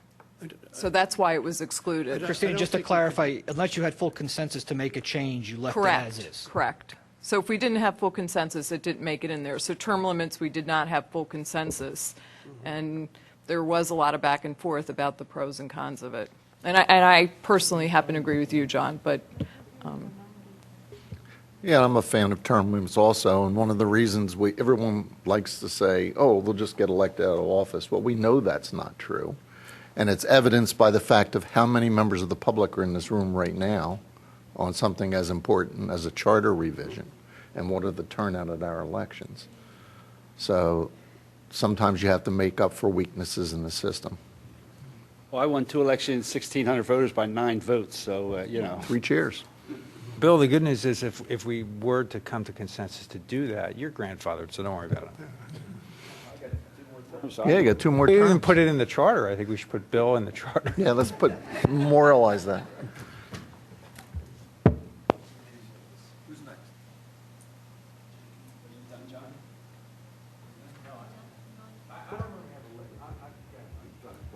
Well, I, first of all, want to say that most of my analysis of these changes, I tend to defer to this group, because this group has spent an enormous amount of time, has an enormous amount of expertise, has a high level of intelligence, and has put a lot of really good thought into this. Better thought than I have put into it. So on almost every issue, even if I don't feel strongly about it, or if I feel like it's not really here nor there, I defer, because I am very impressed and trust the work you've done. The 1 or 2 things that I do think the residents' issue should be changed. And the other issue that I would like to see treated a little differently, but perhaps not even in the charter, is the treasurer position. I mean, We're going to get to that when we're done talking with this. We're just going to talk about what's before us. Every commissioner's going to talk about just what's before us, and then we're going to talk about changes we want to make. We're just going to talk about their comments first. Okay, well, then I will just observe that there's an acknowledgement in this memo to us that the treasurer position has evolved really quite substantially. That's right. It is no longer a tax collector and a disbursement officer. It is now an oversight position. And I think I am all with the oversight, the enhancement of making sure that that's understood by our community, that this is an oversight position, one more set of eyes, that's all great. But seeing that has evolved, I feel the compensation should be treated differently.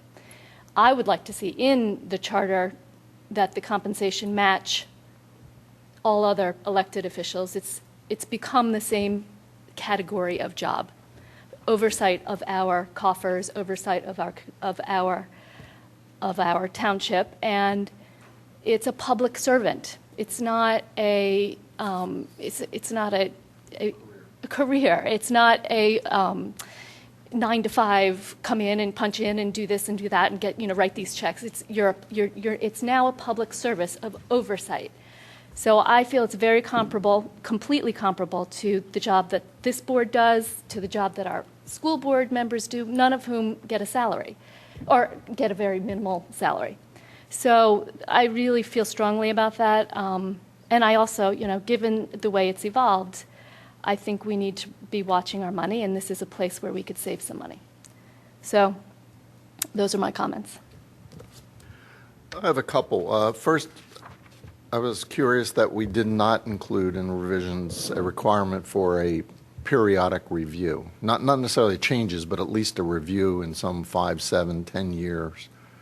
So we didn't get to the... We actually talked a little bit about that and felt that it was really the board's decision 5 years, 7 years, 10 years from now, whether or not they wanted to do a review. What we tried to do is take the financial items, the dollar items, kind of off the table in a sense that would force a review and really leave it up to the judgment of whatever board you had at the time on that. Okay, thanks.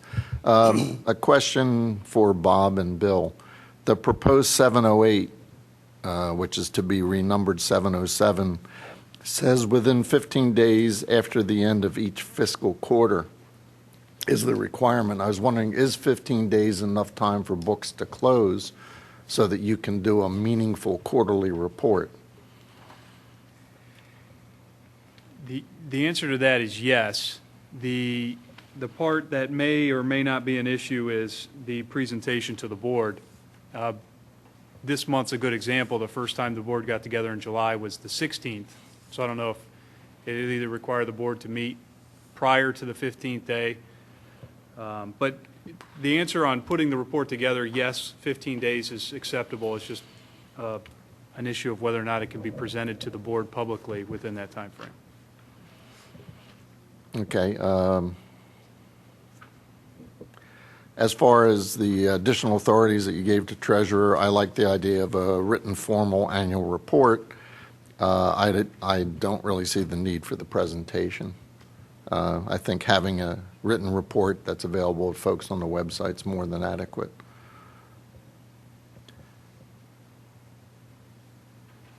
I'm going through my comments because a lot of them we've already discussed. 801, you suggested adding citizens have the right at any regular meeting of the board to comment or raise questions on any subject. While I love the idea of open comments, I don't think this, unless this is bounded some way, for example, with time limits. After all, the purpose of the Board of Commissioners meeting is to do the business of the township. It's not to be a soapbox. But if we leave it in, I would suggest that the time be limited. And I don't know the right number, but I would kick around 5 minutes, only in that if you can't make your case in 5 minutes, then you haven't really thought about it. I would imagine that the board could do that even with this language. Well, but are you saying because we don't have a time limit, well, that their language doesn't have a time limit in it, that the Board of Commissioners in the future will be bound to allow somebody to speak for an unlimited amount of time? Right. Right now, our board lets people speak for virtually an unlimited amount of time. There used to be a rule of 3 minutes, I think. I'm not disputing that, but I'm saying, matter of fact, we're not even following our current charter, because our current charter doesn't have open comments. It has comments that have to do with matters before the board. So we oftentimes have things in public comment that aren't in front of the board. Which is perfectly okay. Just Yeah, because the charter doesn't say. Well, Yeah, either we can't have a expand on charter that we follow or we don't. You can expand on that. I mean, you don't. But what I'm everything saying is here, done. this could be worded that would permit, I like the idea of the public comment. I'm not disputing that. But I think we should put something in there that gives What the if we said the board. board can set reasonable limits? Yes, that's exactly where I was going, Jim. I just want to clarify, that's already in the charter, and we tried not to change anything that we thought, we shouldn't be changing. So that language is, just to clarify, we didn't add that language. That's currently been in the charter. 801, the board shall protect and promote the right of citizens to participate in a positive and constructive manner in the government of the township. So that's already in there. We didn't change that. No, you did change it. Citizens also have the right at any regular meeting of the board to comment or raise questions on any subject. That's not what it currently says.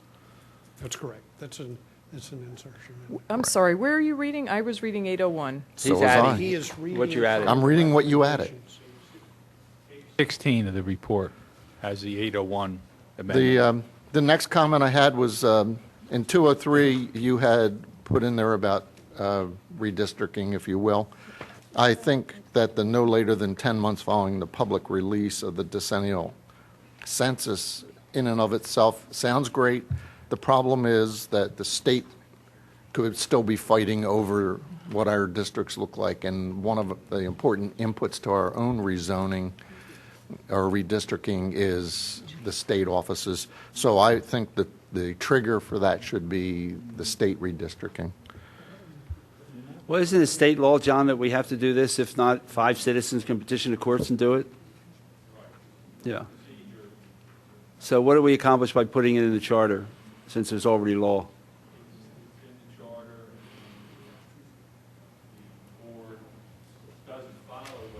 I'm sorry. It's in it. I guess to put it in the charter, and I'll let John A. speak to why it's in the charter, since it's an independent statute already that's required. I guess it's to keep it on the front burner. Right. And so that it's done, and it'll be to the attention of the citizens, the attention of the board, and that, the state act gets followed then. I mean, there's no legal obligation to put it in the charter. It's already a requirement, but it gets routinely ignored in many municipalities. Yeah. And I think, as John said, the reason we were putting it in here is to remind people that it is a requirement, because it is a key requirement here. In fact, it has not been done in a significant period of time over 2 recent censuses. Yeah, I like the inclusion, John. I was just, I'm concerned that if the state's still going through their machinations, we could end up, something we actually currently have in at least one of our precincts where you have multiple voting machines required because the state reps Well, you could divide the district. modify this language to indicate that it occurs at a certain period of time after the states. Right, and you could shorten that up, Yeah. for example. Yeah. But we just want to make sure it gets done. Yep, agree. That's all I have. Jim? I may have missed something, but my notes say that current section 708 has been omitted in your write-up. You renumbered existing 707 as I see it, Are you retaining 708 or taking it out? I don't have 708 in front of me. Could you just read it to me? 708 allows a new board, so the January after the elections, when new folks take over, can revise the Yeah, budget. no, we weren't removing that. Okay. So you have Okay. some renumbering there. Yes, but, okay, so That's correct. that should be included. In the material that I sent, or we sent, where we actually deleted something, we put down the word delete. And anything that's not in that material with the term delete behind it is not, it remains in, but the numbering of the charter will probably have to change Okay. at some point.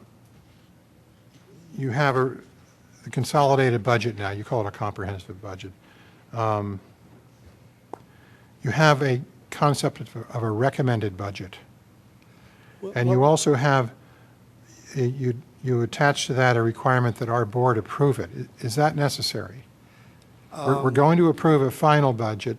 The manager will present us with his or her budget. But when we have our recommended budget, which comes between our final and his recommended, do we have to vote on that, or do we just have it and Well, I think publicize that it? the purpose is to have a recommended budget out there, just without the mechanics yet of voting, so that the township citizens know what the township board has decided to do with the township manager's budget. Okay. And So you'd like to see a vote? So we would like to see a vote on that, Okay. recognizing that it's no more than a preliminary vote. But in the old charter, you had to actually take a vote on the proposed budget, 90 days, I think it was. Okay. All right. To get us to a final budget,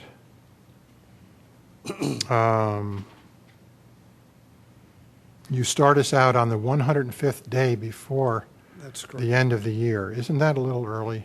Because you've got from 105, day 105, which is September 16th, Well, you've got a long stretch until November 2nd for the time when we evaluate the manager's budget. Why give us all that time? Staff recommendation? Personally, I've always objected to the fact that we've got the budget so late. I think the earlier we get it, August, September, let's us start thinking about it and discussing it. I think that's what. And as part of this, I think that was a lot of the discussion that the Charter Review Committee had, is trying to move this process up forward so there was more time. So Kevin, I think that was in alignment with what the Charter Review Committee was looking at, is moving that time frame up to allow more room for review and discussion. The goal was also to avoid the holiday season. So the hope was that it wasn't in the middle of holidays, and so therefore we could have more participation by the public. Well, you'll still have that. I'm not in the holidays. I'm back in Labor Day. Yeah. Well, it is a holiday. I'm back on the 115th. Anyway, that was my point. You have a statement in here that I just wonder, our professor if he could comment on it, that oral contracts below $3,000 or contracts below $3,000 don't have to be in writing. The current charter provides that contracts over $3,000 have to be in writing. That's the current charter. So I we thought look- it said they have to be approved by No, our board. No, they have to be in writing also. It's a certain, Where does it say that? it's in the charter. I'll have to find it, but it's in the charter here. And the question that we had to Bob Zenkowski is, should we change that thing so permitting oral contracts up to above $3,000? And Bob said that basically everything now, whether it's $3,000 or $5,000, has some type of written agreement in it. You may buy something and on the back of it has the terms and conditions of the purchase. And that Bob, Every time we enter into an agreement, we issue a purchase order, it was effectively a Yeah. contract. So Bob's feeling was we didn't have to change that in the charter. Why do we want this sentence in the charter? why are we fiddling around with oral contracts, written contracts below 3,000? Isn't that something for us to handle by ordinance? Well, if. This is in not the an answer. charter. This is not Yeah, an answer again, to it. It's give me already some in the help here. charter. Where is it? 711A. A, 711A.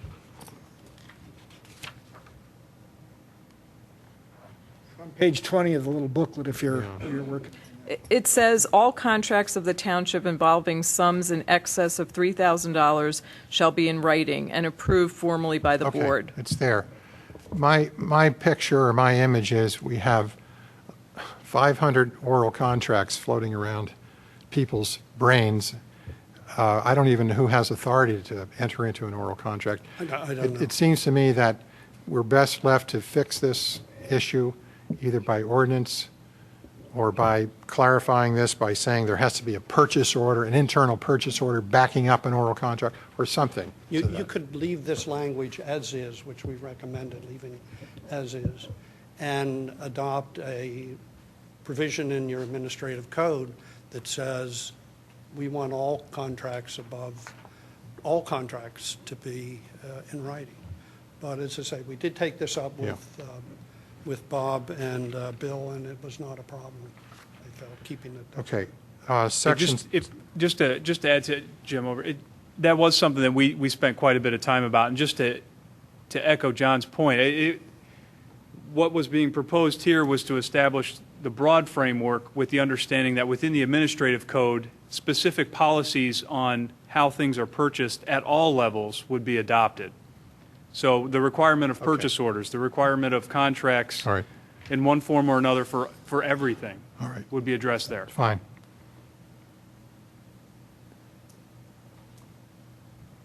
Section 711 again, contract or expenditure in excess of $25,000. Your words say a contract made with the lowest and/or best bidder. I think that's in the current agreement. I think we may want to consider updating that to modern procurement language, which is normally the lowest, most responsible, and responsible bidder. So we can pick and choose. If we get somebody with a very low price, but we find out they've got a terrible record of defaulting on their work, then we can go with a higher bid. We did not look at that language Yeah. specifically. We just kept what was in the current charter. And that's not to say that it wouldn't be appropriate to change it. Okay. All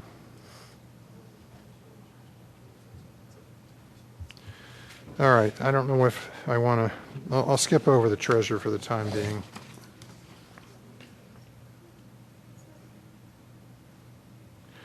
$801.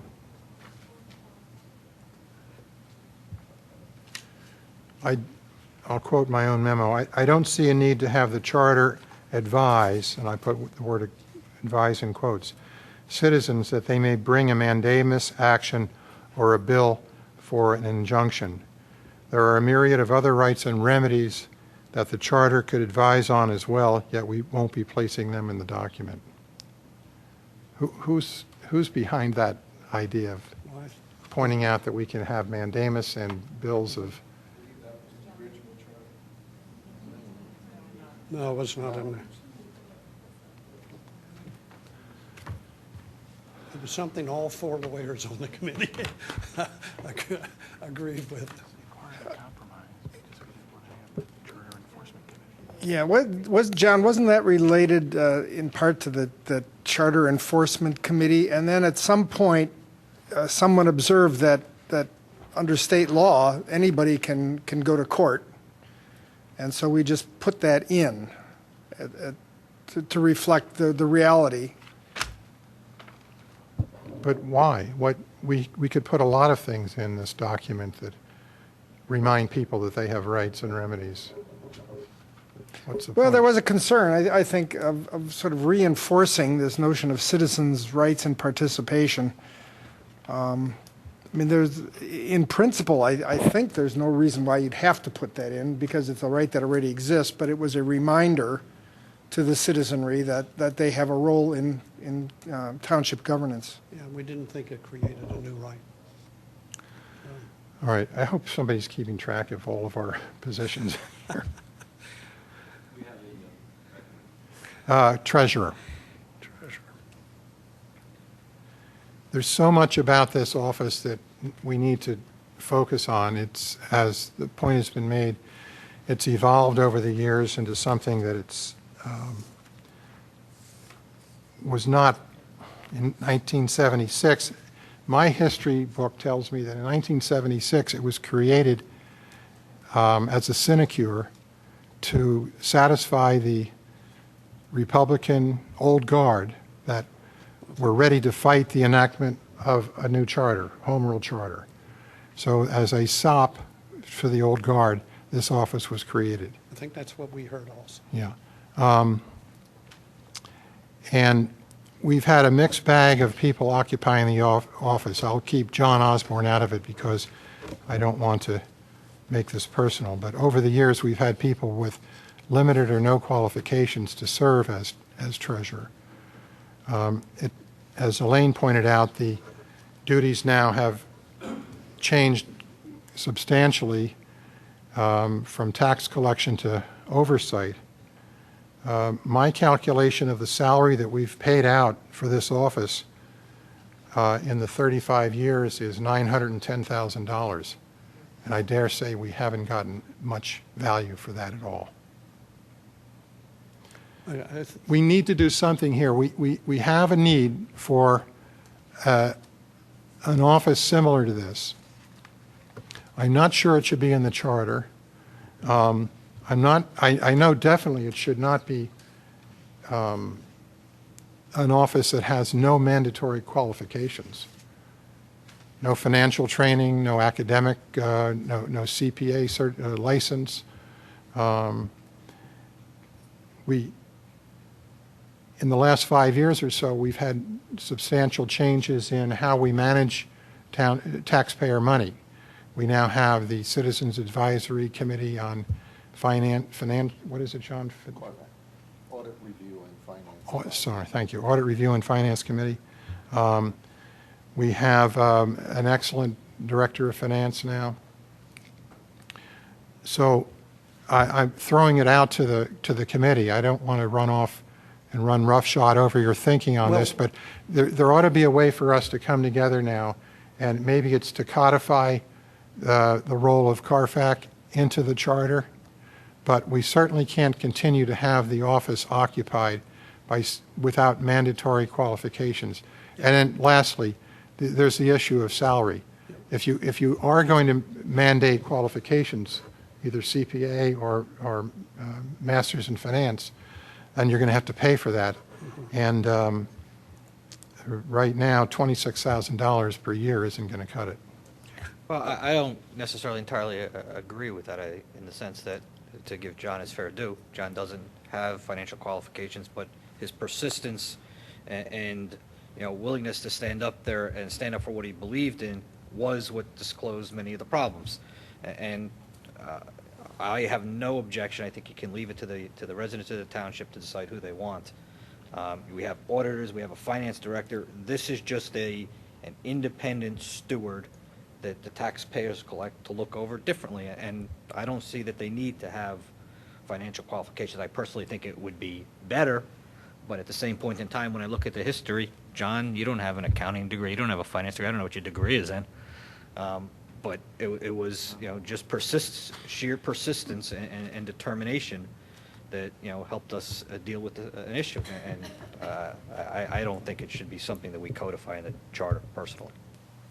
It was something, this was obviously one of the topics we spent an extraordinary amount of time on, and reasonable minds can differ as to the resolution. This is one of those few topics where we did draw some citizen interest in terms of folks giving us comments. We looked closely at what's in Haverford Township, where they have an elected auditor, where there are qualifications required in their home rule charter for their auditor. We toyed with calling the position something totally different. So there are lots of different ways to skin the cat. But ultimately, as we talked about it and kind of zeroed in on a consensus, this was the package that we came up with the idea of trying to provide these expanded authorities to make it clear that there is a watchdog type role. And our view, my view, on the issue of compensation was, given that it is currently set in the administrative code, that was something for the Board of Commissioners as opposed to us. I think, Commissioner, that we all kind of recognize that there had been such a significant shift in the operations of the Treasurer's office that, in fact, most of that stuff is not really done any longer by the Treasurer. That is, you have lock boxes for tax collection. You have a mechanical signature machine that does it. And so we were looking at an office. That's below certain levels. He still does sign, co-signs with our manager above certain levels, manually. But a lot of it is done mechanically.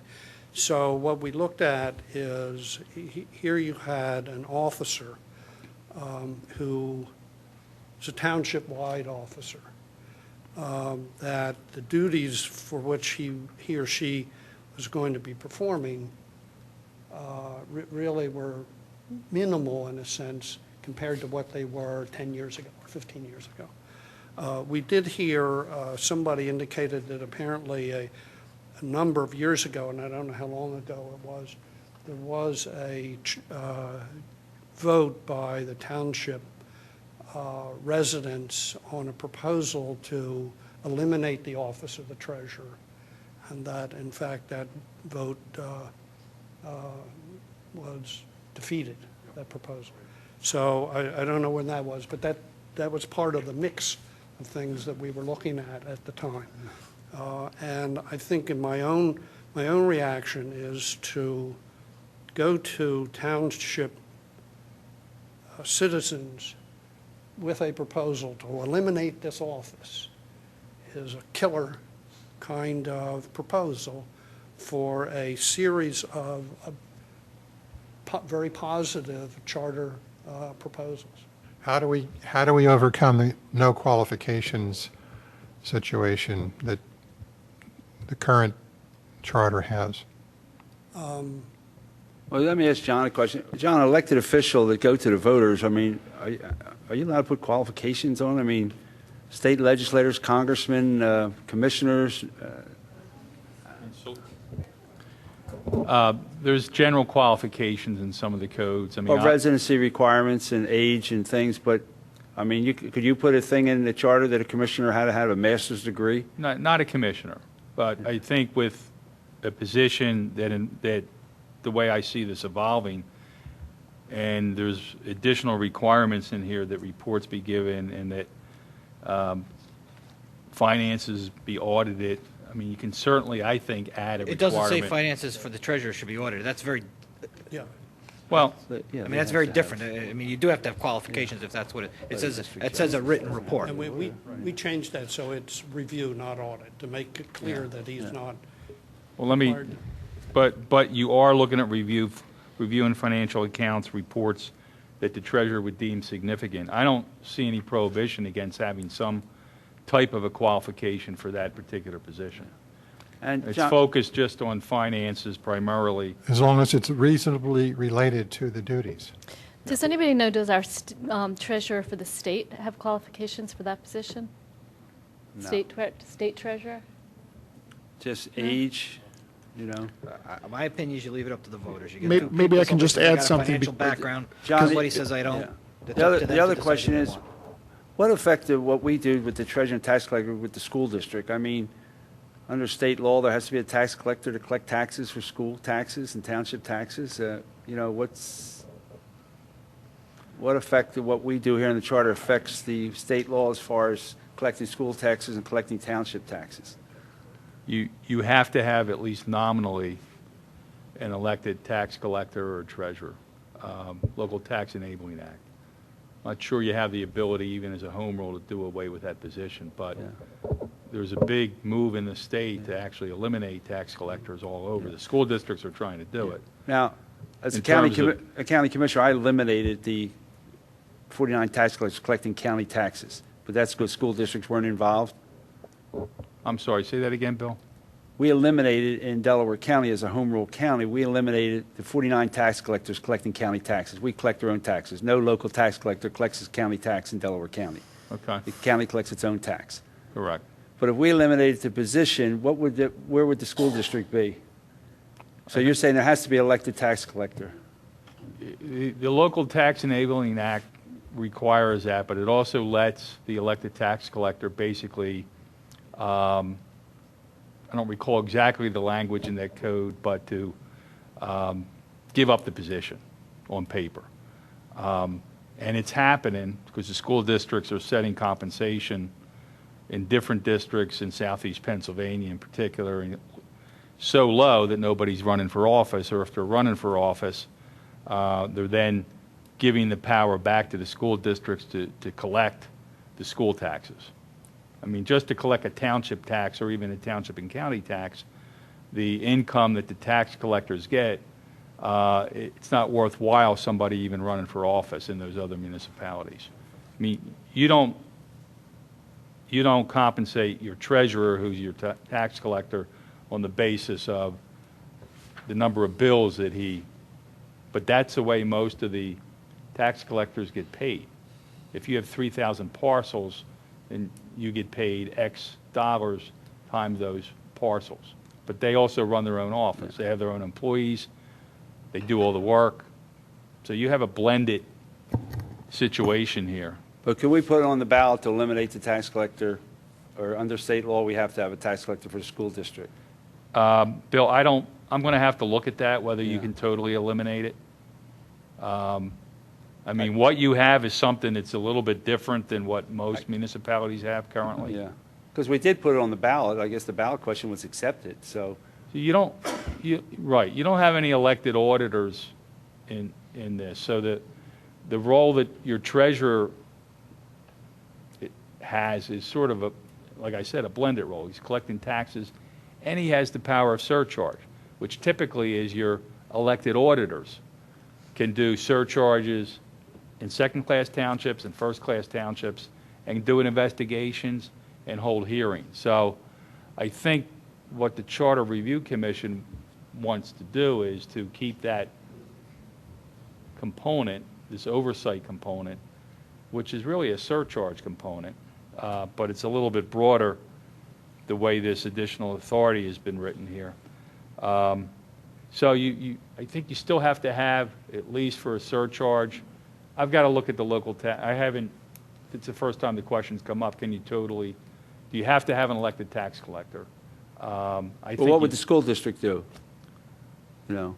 I'm not sure what happened with the school district when they The did school away with the district- elected tax collector. The school district can pass an enactment, I guess it's not an ordinance, but a resolution that sets up tax collection on its own terms. I thought the tax collector agreed to that, and that's what happened. I'm not sure, Jim. There's a case that's in front of the Pennsylvania Supreme Court now where school districts are setting school districts in areas where the elected tax collector collects township, county, and school district, and they've collected it for years at, let's say, $4 per parcel.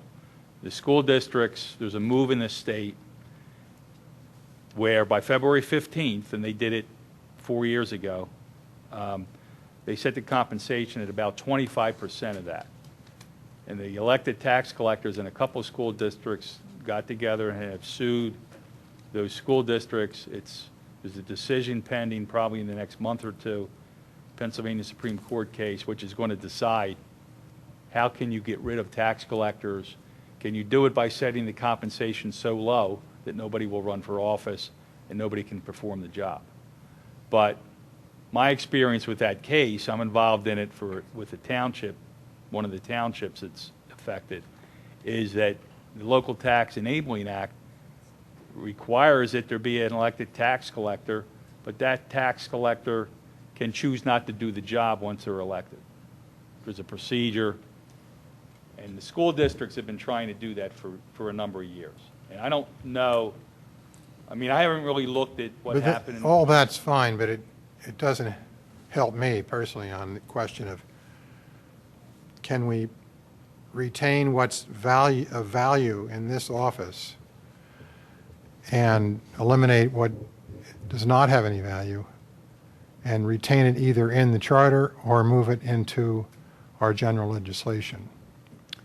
The debate over tax collectors in school districts statewide, to me, doesn't help shed any light on it. Well, you've got to make a decision, what do you want to retain? I mean, there's a taxing function, there's an audit, not in the sense that Kevin said, an audit function, but an oversight function. So, Jim, can I just offer this? The treasurer in this case is creating this additional check and balance on us and the administration. So I think generally it seems like most of us support that. But I have a feeling we need to revisit this in more depth because, I mean, if you just read under 405, the powers and duties, item 1, receipts, the treasurer shall receive all township taxes, revenue, fines, fees. Well, I don't believe that is occurring now. So what I'd like to see is that the provisions that are in the charter that are not current and up to date be reviewed, eliminated, but I certainly support all the new authority. I think we need this. I feel this acutely because I'll tell you, when there were problems, there was only one person that I can remember in the room that was consistent, and it was Mr. Osborne. So, and in his role as treasurer. However, because he didn't have the authority in the charter, he was squashed many times when he tried to raise the questions. I reviewed the videos, I looked back. Even meetings that I sat in, I went back and looked at the videos to understand what was the dynamic going on here that this person wasn't being listened to. So what I'd like to see is, I don't think we have enough time to treat this provision in the charter completely and justly. We haven't even heard from the treasurer on this, and I think that's the most important person to hear from. And I certainly would support putting on the referendum the additional provisions, but I think we really do need to look at the existing provisions and strike the ones that are no longer relevant, but add in any that need to be added in, but certainly through consultation with the commission, with the treasurer, with the Department of Finance, and really get a handle on what this role could be. But, you know, in my opinion, you know, the $26,000 a year is worth it if the person sitting in that chair has the authority and the ability to have oversight over the township manager, the treasurer, the Department of Finance, and the Board of Commissioners. I wouldn't want to see it go awry, but boy, would have been helpful if that person had the authority to go in and look at the books when he wanted to, when the issues first came up. I couldn't get the documents. I asked for documents in 2009. I was rejected not only by the manager of the township, but by the president of the board. So, and I was told, I was chastised by the board at that time for overreaching and going out of my way to ask staff for information that I wasn't entitled to. Every citizen in this township was entitled to that information, but I couldn't get it. The treasurer was, again, told he couldn't have it either. So $26,000 a year to have one person sitting there that has the authority to get that information and be focused, single-mindedly focused on that, in my opinion, is well worth it. Because the rest of us don't have time to look at the information. John, where does CARFAC fit into this? Well, CARFAC, I think, is an additional resource to the finance department in making sure that, you know, things are getting done. They're a resource as far as I'm concerned. They are, you know, they do have the position and the authority, you know, to recommend to the Board of Commissioners. But the treasurer's office has this unique ability to be that check and balance over all of us. And that's where the surcharge capability comes in. I fully support the surcharge capability because honestly, if you left it up to a Board of Commissioners to do something to themselves, it's not going to happen. I witnessed it. It didn't happen. When things should have happened, they didn't happen. They can, there are times, in my opinion, they may still not be happening. So I really support the role of the treasurer, but I think we need to make it right what's in the charter so that when people say, well, that guy doesn't collect any taxes, well, you're right, because his single-minded focus is on oversight and making sure that, and having the authority to do something about it. The CARFAC committee has no authority to do anything except recommend to the Board of Commissioners. They cannot surcharges. They can, they could go to the DA's office, but they're probably not going to want to do that. So you give the treasurer the role. They have the added ability to do that. I think it's a great thing. So I wanted to interject because I feel like the Charter Review Committee did a great job. I don't have any comments on what you've done because I agree with everything you've done. There are a few words here or there maybe could be tweaked, but great work. But on the treasurer, what I'd like to see is that we focus on that, maybe go back to the drawing board on that just for a couple meetings and try to tighten that up, get rid of the wording that makes no sense. We did actually spend considerable time exactly on the point that you're going to, and figured that we were down a road that we couldn't finish if we were going to restructure the current role that the treasurer was doing and really shift a lot of that into the financial director's office, and that would be the one that it would go. And these were what was now being done under the existing charter, which had been really streamlined in its operation.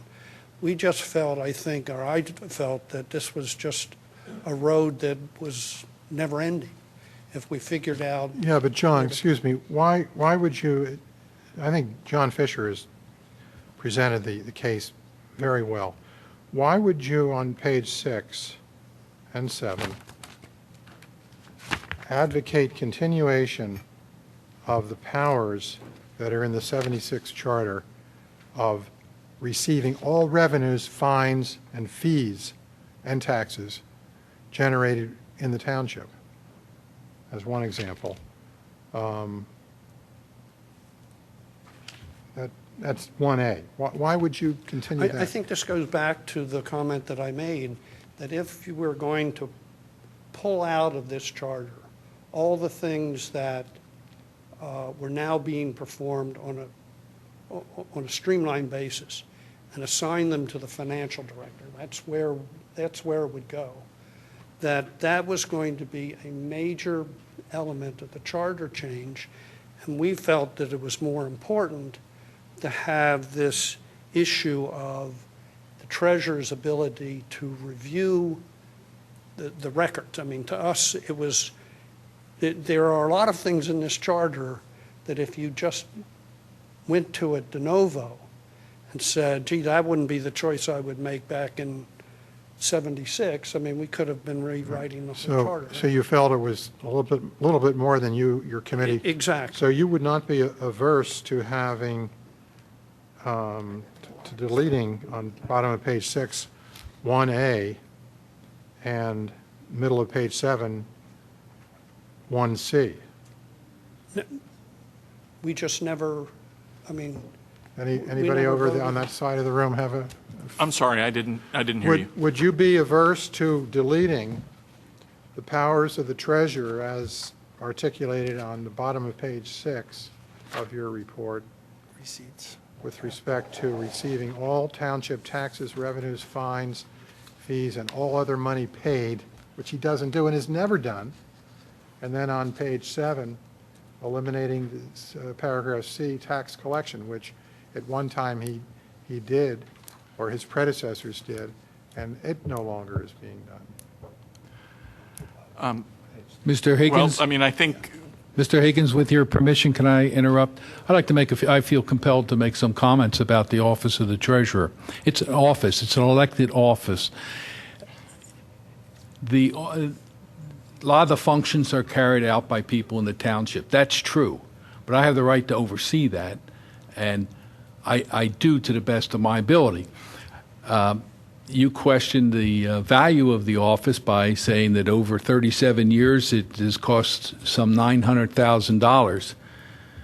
Well, I don't feel like I have to back up to the pay line around here because just by learning that they were paying bonuses that was being hidden from me, that saves this township about $120,000 a year. Or to learn that the code said you can take 2 weeks off, you can carry 2 weeks of vacation, when we had people carrying 38 weeks of vacation when they retired from this place. The board didn't know that. Maybe some did, but a lot tell me they didn't know. And I think that adds a lot of value. I set up the lockbox with Commerce Bank. Yeah, we have computers today. The duties and the activities in my office have not changed at all. The township has provided the services. We use a computer today. We used to have an employee who was basically the bookkeeper, and we collected the taxes here at the township. And then there were complaints that deposits weren't being made on time. Well, now their deposits are immediate. The office hasn't changed a bit. I'm elected as the treasurer, just like the treasurer of the United States. She's not looking at the book. She signs her signature and it goes on the dollar bill. It's an office. I'm here. I'm present in the township. I'm an elected official. I'm not responsible to the administration here. If someone wants to talk to me, they can, and I can take some action on it. The beauty is I'm here. I think it adds a lot of value, and as to the certifications, it's $10. That's the lowest in the county, and I'm not doing it for the money, and I don't know if I'm going to continue to do it. I don't disagree with much of I don't think you need to be. My question was whether it's the fine point of you're not collecting, you're not receiving taxes, revenues, fines, fees, and other money. Yes, I am. With taxes. You're not receiving revenues, fines, fees, and other payments. Oh, yes, they come. And my point is that paragraph and the next one on page 7 needs to be adjusted. Well, things have changed since the old building was demolished and this was built. We used to have a separate office, and all the deposits came there, all the disbursements came there, and it was where it was done. Was I physically doing it? No. Carolyn Weisbecker was doing most of it, but I was there. When she wasn't there, I was there. Yeah, it's just it's an elected office. You oversee. You're not there with your green shade on and doing the nitty-gritty of bookkeeping. No, I don't do the bookkeeping. But I have the authority to receive those things. And I wish I was able to exercise that authority, but this place was a big secret. It was you had prior experience here. You weren't the president, were you? Well, what are you talking about? Well, you were a prior commissioner here. I served for 8 years. Yeah. Do you think the people were piling up unused vacation when you were here? The policy started at some point in the 80s. I'm not sure exactly when. Well, it didn't seem like it was known by everybody. That was another secret. John, if I can, that's okay. I just want to make. I felt compelled to make some comments, but like a quick edit I came up with, just change the word from shall receive, and this is in section 1. Shall receive. Are we wordsmithing this tonight, no, or is it going to be handed to you, John Rice, to kind of put this in a form? Kevin, with all due respect, I just want to. This is just to kind of tease the idea. Shall oversee the receipt of all township taxes, revenues, fines, and fees. So are we willing to do that, or are we willing to strike the paragraph? The question is, what is it going to look like? I'm not going to wordsmith. The idea is, in B, disbursements, the treasurer shall oversee the disbursement of township money. Maybe that's too strong of a word. From our perspective, and just with Bill, I think that word's correct, because I think with what and this was discussed for a long time with the charter review. I mean, every different direction, every way to go. But the value of, I think, what John has brought in from the position for the oversight, and I think with John, with your corrections there of the oversight, still gives that ability for the position to oversee that. Because I think the tier that you have with the treasurer, with the Board of Commissioners, and now with CARFAC, which again, the intent behind that group is an independent citizen group that can also have a set of eyes that looks at things that, whether it's not, it's the commissioners and the treasurer and the administration, you have an independent set of residents' eyes now looking at this. So I think the intent is you have more eyes looking at it, that things won't occur because of the more people looking at it. So I think between that, and I think one of the items that the charter review looked at is based on the 26,000 salary. If you took it to the furthest extent, you may as well add another zero to that. So you'll have 260,000 because for the staff that's going to be had. But I think based on where this is, and I think, John, with your wording of the oversight, I think, Jim, that gives you that area, I think, of what you want to define that, reflecting what is done there, but allows that. What are you saying about $260,000? Well, I think if you took this to the fullest extent, you'd almost have to pay the treasurer that much money based on the staff to be able to do all of that oversight, the auditing, which again, the Charter Review Commission, I don't know how many nights you spent and hours of that, flushing that all out of how detailed to you go to, where almost then you create a process where nothing gets done because you got more people looking at each other and providing reports that you'll just create gridlock just based on all of that. And then the potential is if you have personalities that get in the way too, that says, well, I just don't like these certain people, so we're just going to create additional roadblocks to not get things done. Okay, well, anyway, so I think what I'm hearing is we really do have to come to terms with A, B, and C, and D. I'm sorry, A, B, and C, because they're the substantive parts that are up for question, and a lot of the functions that aren't necessarily performed 100% of the time. They're performed under his direction. Right. So I mean, you know, again, the wording right now, the wording is a verb. The treasurer shall collect. It should say the treasurer shall oversee the collection of such township taxes as the board shall direct by ordinance. You know, John, I think that really does capture a lot of the intent, because we recognized, and of course we're not trying to deal with the scenario that's going on right now, because the administration and the treasurer have an excellent working relationship. Everything's going well. There's whatever John wants, he's given. They go back and forth. It's a wonderful, but what we were trying to do was memorialize the fact that he does have this oversight and the checks and balances. So I think that word, as far as I can only speak for myself, but that word for me does capture our intent, that's what, we didn't expect him to do every single one of these things. So can I just follow up on that? So I'm hearing that what you wanted to do was define the oversight capacity of the treasurer as it evolved, but not convert it into a position that requires professional expertise. So is that a fair assessment of your intent? Wait, who said that? That's me. Well, you and Kevin are the only ones that have said that. Well, that's why I put it in the form of a question.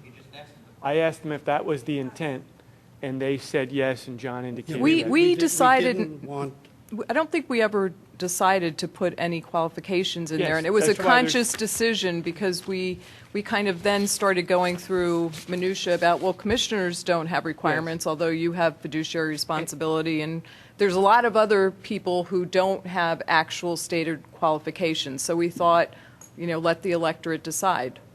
And I'm assuming that's why the paragraphs that you added are very general, because if they became very specific, then you might have to have accompanying qualifications, and then that opens up a condition that you did not want to happen. that's correct. And to go back, as I said, we didn't look to make any changes in the existing language, that is A, B, C, on the basis, in my view, that you ended up cluttering up the proposals that would go to the township residents by trying to explain why you inserted the word shall oversee here, and it just Yeah, but John, you have to be accurate. He doesn't receive all revenue. well, He doesn't receive fines and fees. I think he already, I think that already gives him the right to oversee the collection by somebody else. But you said you didn't want to clutter up Well, I said by we making a didn't- change, but the change is really mandated by the facts, by reality. I'll tell you, our judgment was that it would clutter it up and that it didn't really make a lot of difference in this language because this language, I mean, I read this language that he can do this or have agents of himself, agents perform these services. But John, Just just as to the that, township and to treasurer. that, I agree with what you're saying. However, that's not really what we're talking about here. We're talking about the treasurer's office isn't hiring accountants and finance people to manage these affairs. The township is doing that. So to Commissioner Higgins' point, you know, I'd hate to make a change to the charter and not make it accurate. So, you know, the accuracy comes by saying that, no, he's not going to physically do this. He's going to oversee this. And if the township, for any reason in the future, doesn't do this, he has the right to raise objection. Again, I don't know what the right word is. I don't think we want to, it's not 9:20. We've got just 3 hours. We're not going to solve this tonight. But we do need, I think we do need to solve this because the board, I think, I'm seeing, we're all kind of realizing we need to do something. We're not exactly sure what it is. We recognize, I think even the treasurer recognizes that the verbiage is not exactly right. You know, so maybe we can come back to that item. You know, maybe that's one of the items we delay till the primary. We have to come back to other things tonight, too. I mean, I'm not sure where we stand on everything that was I think that discussed. this is another one of those things that you folks will get to. I like the idea of oversight, and I think that most of us would understand the oversight concept makes it all fall together better in this document. But that's another one of those things that you can introduce when you have your swing at this. If oversight, though, is to mean some form of watchdog role, as opposed to being responsible for its execution, then it may be prudent to look for models elsewhere. And again, one we talked about at length was Haverford Township, where in their charter, the board is directed to, in the administrative code, give that responsibility squarely to the finance director. And that may be language that could be fruitful for further discussion if that's the road that the Board of Commissioners wants to go down, because somebody has to have the operational authority, whether they physically take the check from me or not. And if it's now viewed, as I think the group viewed it, the treasurer with it being operationalized largely by township staff, if that's going to change to a pure watchdog role, then I think you're going to want to consider adding language that specifically gives that duty to a township officer, whether it's the manager or, as in, I believe, Haverford Township, the finance director. Nice. I mean, that's really the difference that you're looking at, the word supervise as opposed to oversight or overseeing. So to a large extent, we need input from you people sitting up there who deal with this as to the direction that you want to go. We wrestled with it, and we came down where you see it on the paper to give the treasurer the tools to deal with things that he found were irregular in process or irregular in operations, to bring them forward to the public. And if we're hearing that the board is generally comfortable with that approach, but is now looking for other clarifications, that takes us in one direction. But if we're not hearing that properly, then we need to hear what direction you want to go in. Can I add, this is a great discussion because the way I'm viewing this, A, B, and C are really currently the roles of the Department of Finance or the finance director. However, I like they can be stated twice, but in different terms. So maybe in the treasurer's powers and duties, we use the word oversight or oversee. But as they're written, they get moved to the duties and powers of the Director of Finance. Well, that's one of the things we talked about. Yeah. That one of the things you had to do was just a major restructuring of this document by taking these responsibilities out of the Section 4 and putting it in the section that deals with the finance director. And the choice we made was not to do that. How's the board feel about that idea? I mean, I think this document needs to reflect reality, and that's reality.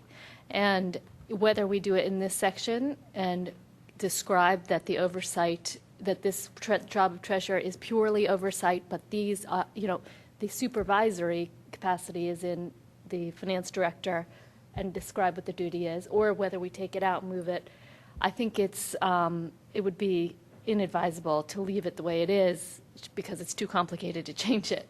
So I think we really need to have it reflect the way it happens. I am all for having all of that oversight spelled out in this section so that it's very clear that this is a watchdog position, but the reality is that's what it is.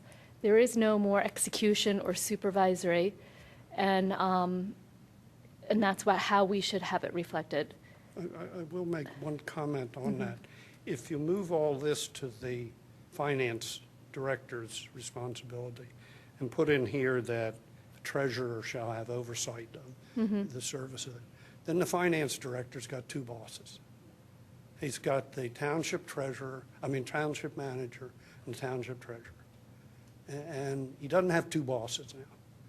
But if you do that and leave the oversight responsibility in the treasurer, I think you just create, in the end, an untenable type of situation in the administration. I don't know. Yeah, the only observation, 6.09 talks about the finance director. I just wanted to look that up real quick to see what it said. And to address the issue of two bosses, I think 6.09 makes it very clear that the position of finance director reports solely to the township manager.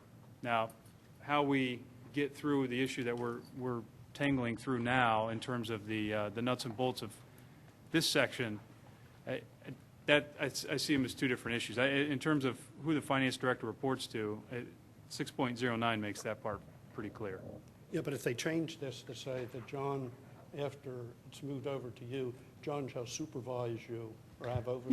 No, he's not supervising. He has oversight, which is totally different. So if he finds an irregularity, he doesn't get to go fire the finance director. He has the duty to report that irregularity to the citizens, to the board, and to the manager. And that's how that would all play out. So I don't see it creating another boss. It's just pointing out the obligation of the treasurer to serve in that capacity, and what he should do if something goes awry. But I don't see giving him any power to terminate. Excuse me, are we getting a little caught up maybe in sort of a semantical problem? Oversee, supervise, auditor. Like, for example, if you talk about an auditor, then there's qualifications you assume. If you talk about supervise, you have authority. If you talk about oversee, it's a little fuzzy. Steve, during our discussion here, suggested the title of Inspector General, which of course has its own baggage with it. But that's really, I think, what we intended, is that the treasurer be the one who looks for problems, identifies them, and brings them to the board's and the public's attention. He does not necessarily direct the financial director to do anything, et cetera, et cetera. So it seems to me we're looking for a word here rather than a concept. I think we pretty much all agree and have agreed on what the treasurer's job should be. But what's the right word? Let me just add another observation to that. One of the problems that you may run into if you take out the language with regard to taxes is that somebody goes down the line and say, you don't have any right to come and look and see if we've collected the taxes. So it sort of lays out the overall scope of the financial matters that you want the treasurer to be looking at. Not necessarily to performing, but to where his eyes and ears can go to protect the township. Now, maybe there's a better way or a simpler way to express that, but you want to make sure that the scope of what you want the treasurer to be looking at is broad enough so that he's not shut out at any point in time of going into the financial operations and records of the township to protect the citizens. Mr. Chairman, if I may, just my observation from this corner is we've gone sideways on the issue now. I think John Fisher's suggestion about adding that word oversight makes it very clear, I think, to the oversight, because I think by the items, if we talk about words, a word here, a word there, I tell you, a change of a word can very easily allow the fingers to be pointed to say, well, that's his, or that's hers, or that's somebody else's. I think by adding that term oversight, I think gives that ability to, I think, accomplish what the board is looking for here. So, Bob, I hate to do this, but I come up with a new word. A, B, and C, I believe, is the ones where you would add oversight in. Well, I just plugged in, for instance, A, the treasurer shall review the receipt of all township taxes. And in B, the treasurer shall review the disbursement of township money. But see, by review, though, I think Bill makes a good point. By adding the word review, then that becomes the audit purpose. Yeah, Where no, the it's oversight really oversight, allows it's not that, review. that ability, which I think, and I'm not going to speak on behalf of the Charter Review Commission, but I think that's what they wanted to be able to see, that there's an oversight from that position.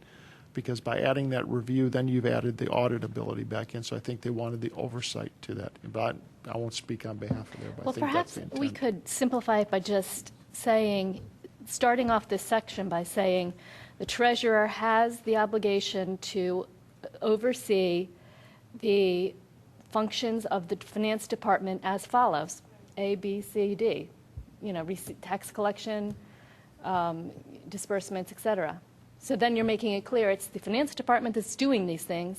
It's the treasurer who's overseeing it. If I could, I think by adding the shall oversee in A, B, and C, we accomplish that, and then it ties off, again, going back to 6.9, where it says the finance director shall be the chief financial officer and shall supervise all the financial affairs of the township as provided in this charter by ordinance or by law. So that puts the duties of the actual collection, disbursement on the finance, on the position of finance director in the finance department, and then makes it clear when you get to chapter 4 that it's the treasurer's role to oversee to make sure those things are happening appropriately, and then adding additional authority of what happens in the event that it's not.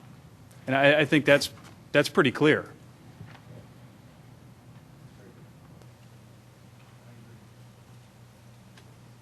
Is that? Oh, I'm sorry. Does oversee include then some sort of unrestricted access to the records and the information? Is that implicit in the word oversee? Well, I think you cover that under the additional duties, though, as well. There's a discussion of. And also, I guess my question for Mr. Rice is, if we're taking away at least the nominal tax collector duties of the treasurer, do we need to provide explicit authority beyond what Mr. White mentioned with respect to being the chief financial officer of the township, when a township historically has had a separate tax collector? And again, I'm only thinking of this because I believe it's Haverford that says that the board shall provide procedures for the receipt, deposit, and accounting for all monies due and received by the township, and those procedures shall be assigned to the director of finance or employees under the supervision of the director of finance. I agree that the gist is there, but I just don't know under appropriate state law whether that's requiring a greater deal of specificity. Yeah, I'm gonna look at the Local Tax Enabling Act, but I think that what I've heard and what the Charter Commission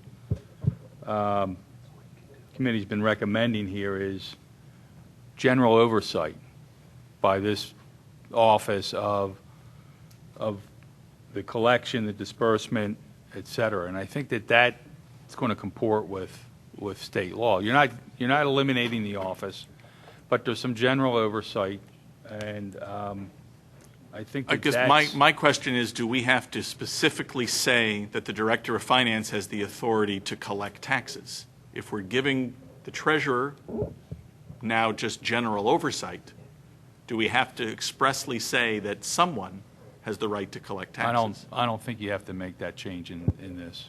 Well, I think in Chapter 7.02, under general provisions, it does say that the manager shall have overall responsibility for the administration of the township finances, which I think most people would classify the collection of receipts and disbursements under that. And it says it goes on to say, under the supervision of the manager, the finance director shall administer the township finances, again, in accordance with. So I think it does say exactly, it does specify in here who is responsible for carrying out those functions under 7.02. Mr. Chairman, what is the plan to collect all of the items that we have reached agreement on and to republish them? The plan is we're not making the November election, so we're not under a timetable. So I think that we can have our discussions, and then we can ask staff, Bob, to pull it all together for us based on the comments that are on the video, and we can review that. I mean, there are some that we did not come to agreement on. Yeah. John, can I ask you and Yes, sir. your committee a question? Would we be in agreement that again, on page 6, under 1A, receipts, John Fisher proposed the modification to the first sentence. Would we be in agreement that the second sentence would come out? The third sentence would come out? The fourth would come out? The fifth would stay in. The treasurer shall submit such reports. Well, I thought when we put the word oversee, we weren't taking anything out. What are you taking out? Well, you're enumerating duties that do not fall on the shoulders of the treasurer. No, he's going to oversee the collection of taxes. He's going to oversee. Putting in language that said those duties will be done by the finance director or finance department, and that the oversight is the treasurer. So with those, Leave those all there because they are being done, but they're being done. okay, so they don't have to get moved over to the No, section no, you would just, that covers the finance Jim, director. right, it's just going to say oversee, but we're going to have to also amend the administrative code whenever this gets approved, because the administrative code has provisions on the treasurer's duties, the finance. So, we'll be able to clarify, what Bill will be doing versus what the treasurer will be doing. But All right. in the charter, it's just going to say oversee the receipts, oversee the disbursements, and oversee tax collection activities. Okay. General oversight of those three areas. Surcharge would remain the same, and then the additional authority would remain. I have one, while we're talking about the treasurer, I have just one question for the commission, because when you go to paragraphs 2, I think it's 2 under E, 2 and all throughout 2, it talks about the treasurer's responsibility to bring to light any irregularities, deficiencies, abuse, or illegal acts relating to the operation of the township, which is pretty broad. I don't know whether that just means the financial operation, or the trash department, or the police department, or... Speaking only for myself, that was designed to be very broad, and again, in the spirit of what you might think Or this additional set of eyes. or compliance with this charter. So if the treasurer thinks that, I mean, you could take any provision of the charter and there's a disagreement, that's something that, the way this is laid out, the treasurer will have the right to bring any of that to the forefront. I guess any resident could bring that to the forefront, but it'll be codified in here. And that was part of the point, which was, we're not giving the treasurer any right to expend township monies, to haul somebody into court, to do anything other than give the person a protected platform to sound an alarm and the obligation to keep an eye out township-wide, financial and otherwise. Okay. I may miss the beginning part of your, but to that end, do we have to address the surcharge issue? Because the surcharge issue does give the treasurer authority to do the things. You know, it's a court action. It binds the township. And so I think we are giving I think the treasurer already has that authority. Right, but surcharge, as I understand it, is limited to the more traditional treasurer duties. Financial loss. Exactly. Okay. So, I mean, and you can get real creative with that, too. I mean, I just think, yes. But the treasurer always could. It seems awfully open-ended for me. I think the surcharge provision's necessary. I'm just a little concerned. Think about the Director of Public Works is not buying the cheapest gas he can. That's a loss to the township.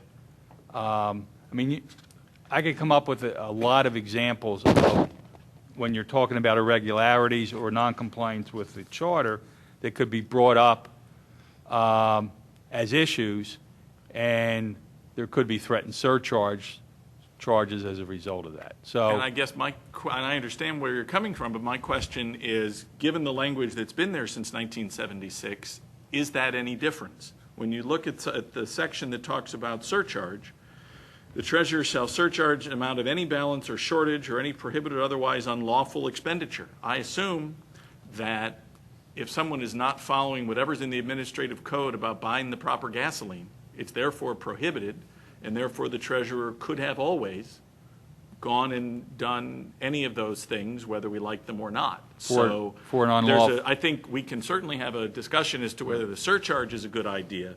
I don't see it as rising and falling, though, on any of this additional authority language. This is just notification. Exactly. The additional authority, just A, is designed to make sure the treasurer has access and has the obligation to come forward and make it known, frankly, to the Board of Commissioners. And at that point, the treasurer's done his job as the watchdog, and we then trust our other elected officials to take whatever appropriate action, if any, is called for. So, Don, I think the surcharge provisions need to stay in there because it's limited to unlawful expenditures. If there's an unlawful expenditure which causes a loss, then that kicks in. Is unlawful well-defined in your industry? I mean, or is that a unlawful term that can mean a lot of things? Unlawful would be, approving something at a private meeting, violating the Sunshine Act, right. Not bidding things out that are supposed to be bid. I mean, they're the traditional unlawful expenditures. But what about prohibited? I mean, prohibited, you could have some kind of minor prohibition that could unleash a very expensive and counterproductive process. Well, I can tell you just from the experience we've had in the last 3 years that this surcharge was the first one that Delaware County ever had filed against anybody. They didn't even know what we were doing. It's basically a confession of judgment, and we had to create the forms, the procedure to file that. It took a while to get it filed, but so it's not as if there's ever been a rush of surcharge actions. There's a handful of cases, and 80 years in this state involving surcharges that have gone up through the Yeah. appellate courts. Well, I started this by I wanted everyone to make sure that E isn't limited to just financial issues, looking at taxes, looking at disbursements. This is a much broader charge in terms of the position. John, did you have any, just so I understand, did you have any input into the drafting of this document? Or are you seeing it, other than No, the- I've had limited input. I've seen the drafts as they've circulated. I think I attended one or two of the meetings All right. 'Cause to I would answer specific questions. Yeah, I would, at least in my mind, I would envision you, obviously based on the comments tonight, but you taking this and sort of buffing it up appropriately to turn it into, whatever it needs to be incorporated verbatim into the charter at some point in time. I mean, what you need to do once you make a decision to move this forward is you need to enact an ordinance. So based on tonight and on what I think I saw consensus on from the board, I would start putting that ordinance together. I mean, I don't think you're going to make this November's ballot because of you've got to have an ordinance adopted and submitted to Delaware County by August 7th. So, and there's still, I think, some disagreement or some non-consensus on some of these issues, but there's consensus on most of them. I don't see anything in here. There may be some minor language tweaks. I have not reviewed any of this, Kevin, just for, the way I would write it or the. Well, that's what I wanted, Yeah, because but that's what I expected where we're at, is you have to fine tune this and. But once that goes into an ordinance without changing any of the substance, and then starting to put in the plain English version underneath it, after tonight, I'll start doing that.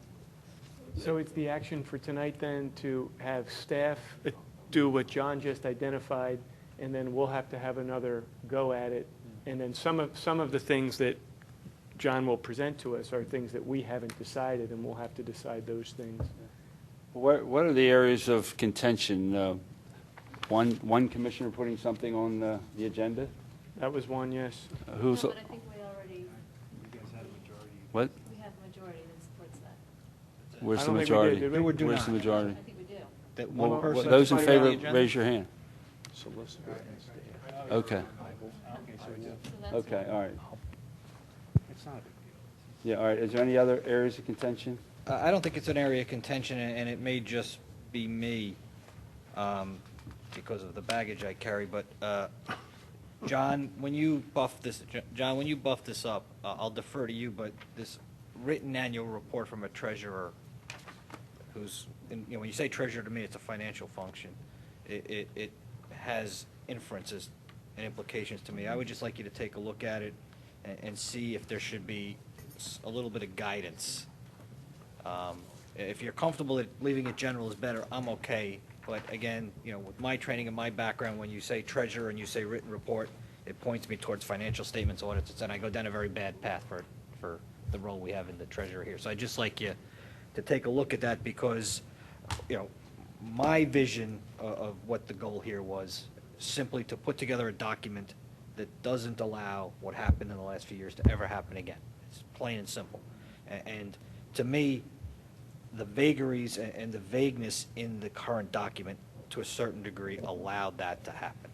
And I don't think that we should let that, that's what I think the legacy of this board ought to be, to set up some document that prevents that from happening again. So again, I would just ask you to take a look at that. I have one item under contracts on page 9 that I want John to look at also. It's the second to the last paragraph. Just some of the wording in there.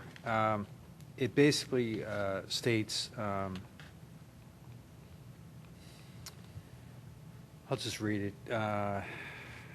Contracts requiring approval by ordinance. Authorization for contracts for the purchase, sale, lease, and use of real estate for the construction of public capital improvements shall be given by ordinance, and such contracts, it probably should say such approved contracts shall be signed by the president of the board as well as the manager, because you wouldn't want a president of the board signing a contract that was not approved by the board.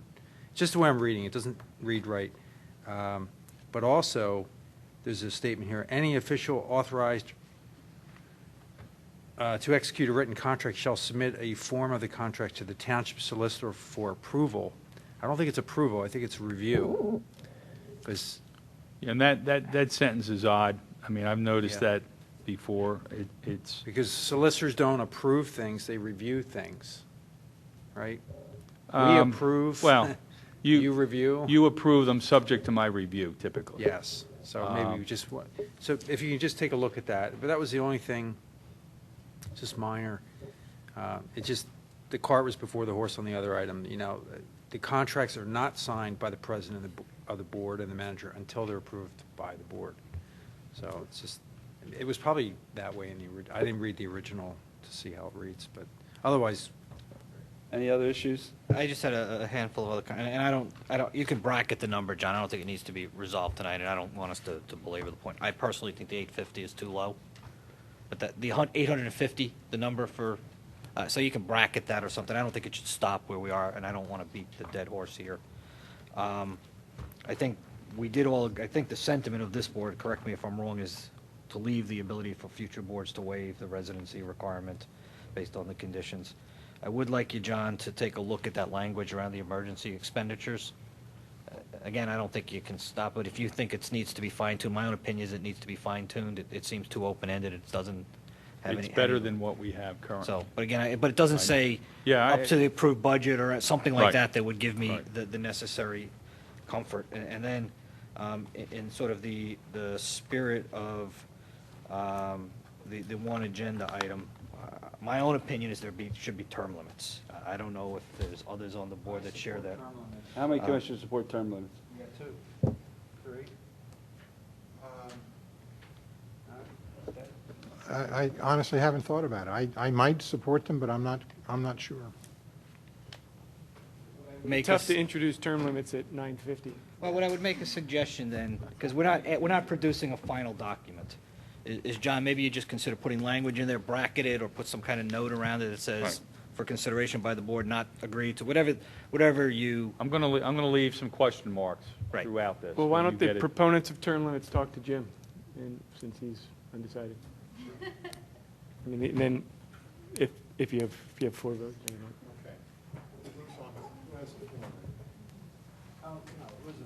You can have it, go ahead.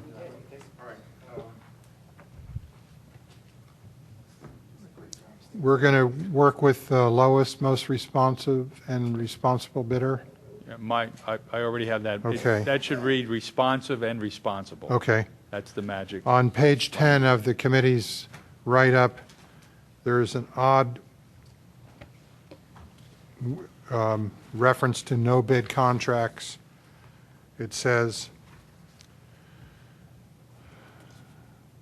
regardless of the amount of same, the following expenditures may be authorized by the Board of Commissioners without being subject to the advertisement and public bidding procedures in the Charter, real estate. And then there's something that reads, for the discharge of non-contractual claims against the township. What does that mean? This language was in the existing document. Yeah. We never changed it. You know, that's about the 3rd time you said that, and Fine. It's not language. I know it's not language that we inserted. a claim, how do you have a claim mesh with the concept of bid or no bid?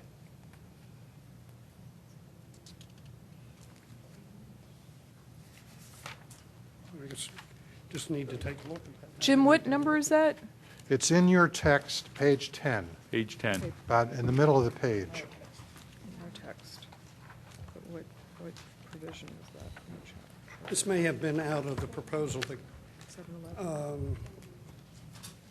Jim, I can look at that. I'm not sure what that is, but it's not the traditional no bid type of situation. It If we're is settling, yeah, if we're settling lawsuits, we don't go out to bid. That's certain. right. Okay, And you vote on them publicly, so. yeah. Did we all discuss the supermajority required for adjustment of the manager's power on dollars? That's also in 711. the bottom of page 10 of your write-up. That's right. Everybody okay with that? Okay.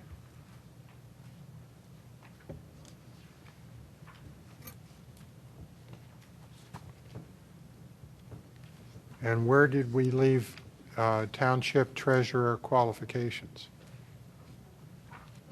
There was no agreement on it. Yeah. There was a discussion.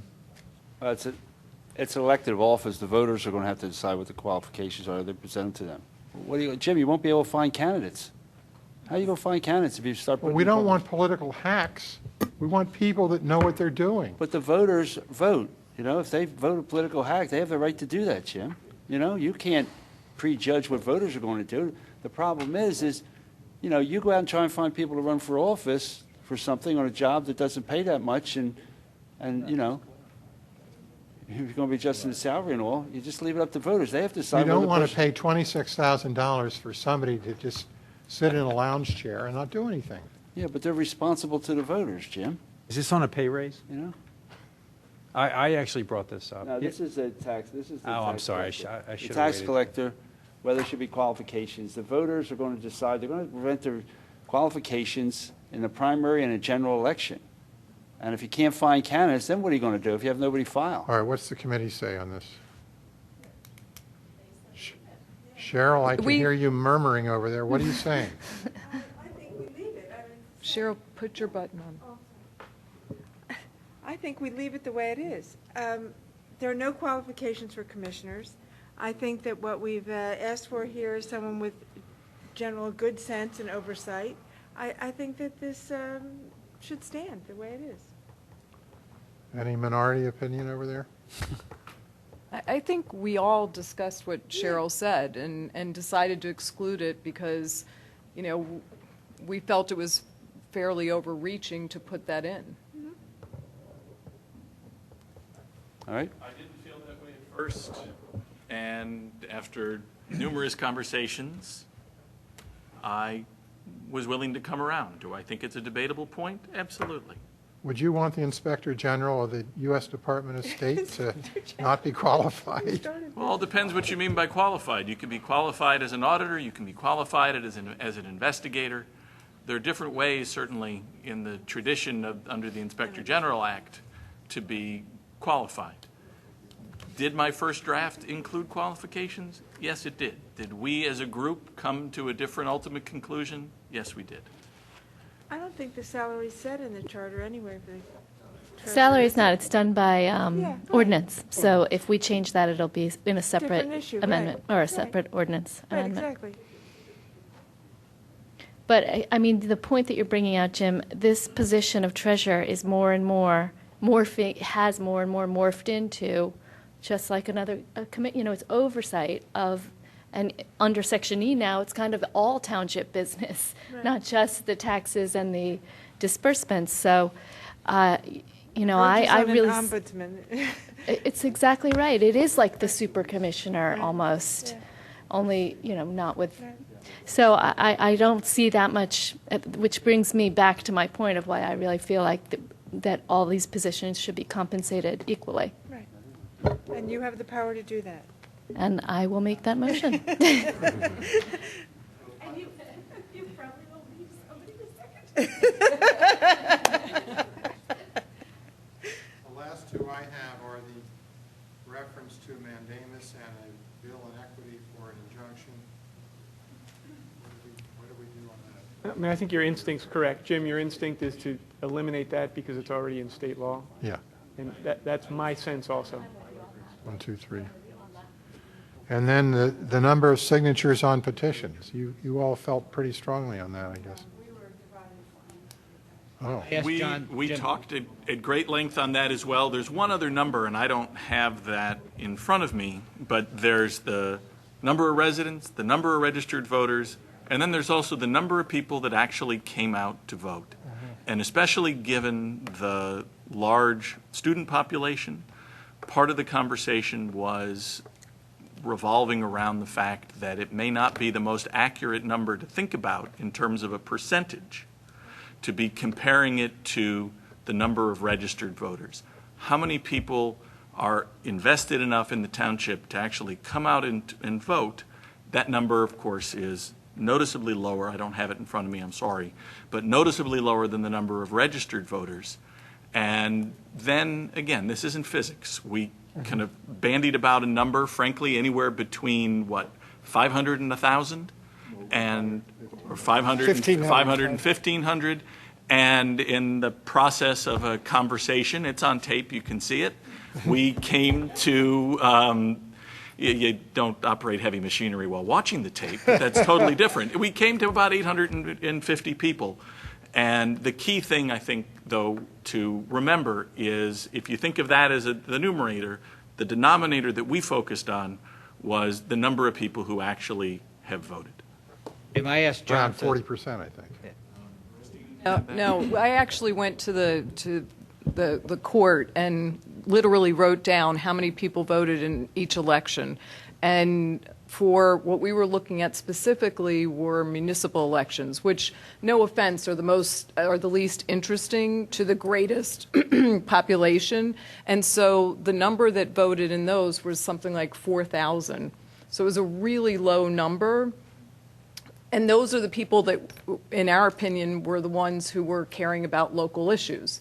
You know, the fact that people come out and vote for a presidential election are not the same people that you can go and say, would you like to sign this petition? You know, oftentimes they don't know what's going on in So that was 4,000 township-wide. Yep, it was very low number. I don't think we have to resolve I think personally, without understanding what Christina just said, the 850 is too low, but John can write document, buff it up, and just bracket the 850 and deal with it later. I don't think we have I'm inclined to go along with their concept. I'd just like to see more supporting data for where you got And the the number. provision to It was very have low. at least 75 per ward that's a new provision. We added And I that think so that's that great. Yeah. You know, I think some comments we got from some commissioners is that we wanted each ward to have some participation. I can get 75 signatures in 12 minutes, we know that, in 3 Phil. days, you know, I mean, it doesn't take long. But, no. But, you know, as a matter of history, signed by the same people.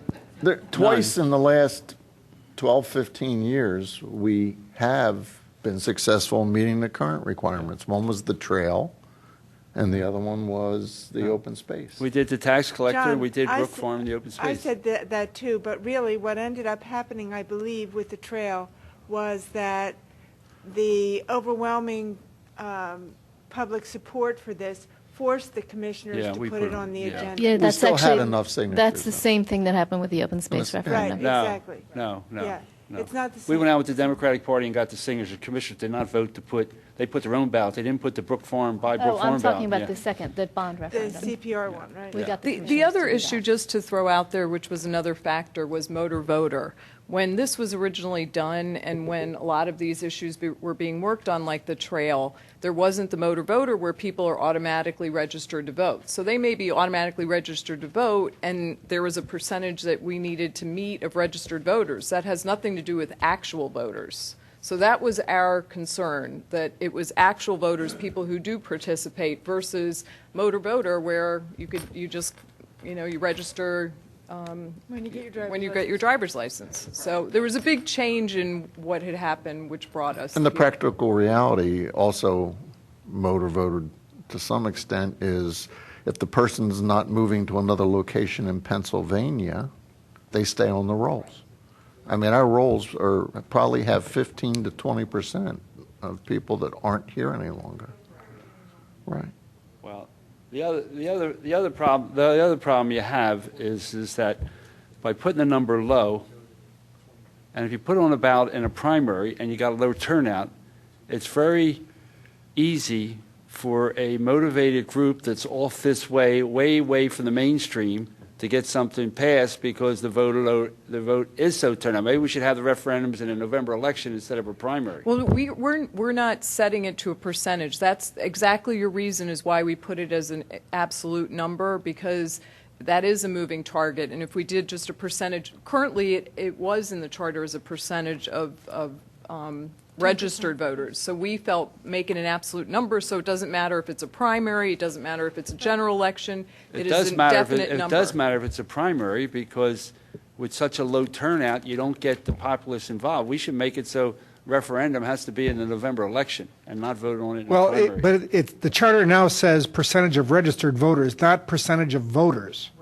I And there's a huge- understand that, but what I'm saying is if you're going to make it easier for somebody to put something on the ballot, they ought to go to the November ballot and not the primary ballot where you got a very low turnout. Sometimes with no candidates on the ballot, you could vote 10%, 15% if there's no opposition.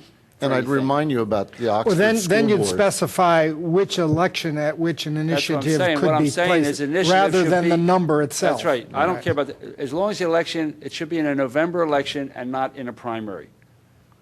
That's not an issue we addressed, but that's an interesting point for you folks. We didn't discuss that issue. But that's, I mean, we should have it in a November election when you get a turnout, when people are really elected, because you could have a primary where there's no opposition for any office. One step further and say at least it's got to be. No, that would make it too long. I think that's a very good point, and as Christina said, it's not one that we actually wrestled with. One concern I have is the provision, and Mr. Rice will please correct me if I'm wrong, is it allows for a referendum to undo something that the board has done. And I believe that the ordinance is stayed pending the election. And if that's correct, that gets dicey because you wouldn't want something to be stayed for 10 months. There may be. Well, I'm sorry. That's the only thing you can do referendum on? No. No. It's not. But there are Yeah. there's an affirmative and a negative aspect to the referendum. You can affirmatively say, do you want to spend money on X, Y, and Z? To mine, we were not informed of this ever happening. But if the Board of Commissioners passes an ordinance that, for whatever reason, the citizens of Radnor Township find so odious that they, within 30 days, mobilize, get the signatures, and file them with the clerk, the ordinance is stayed until the referendum. That is why, I believe, your ordinances don't go into effect until 31 days after passage. Mr. Rice, where did I goof up? Yeah, you've got it right. I mean, you can suspend an ordinance under the charter. That's one of the ways.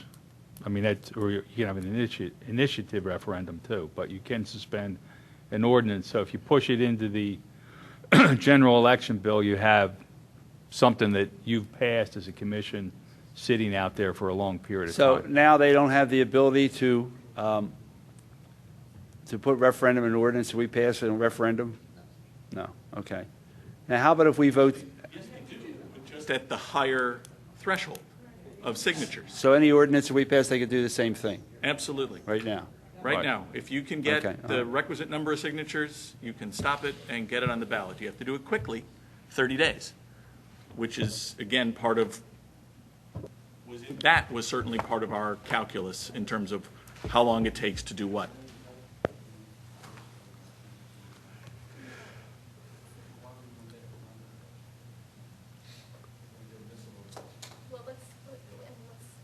We'll work on that. We're going to work on that section.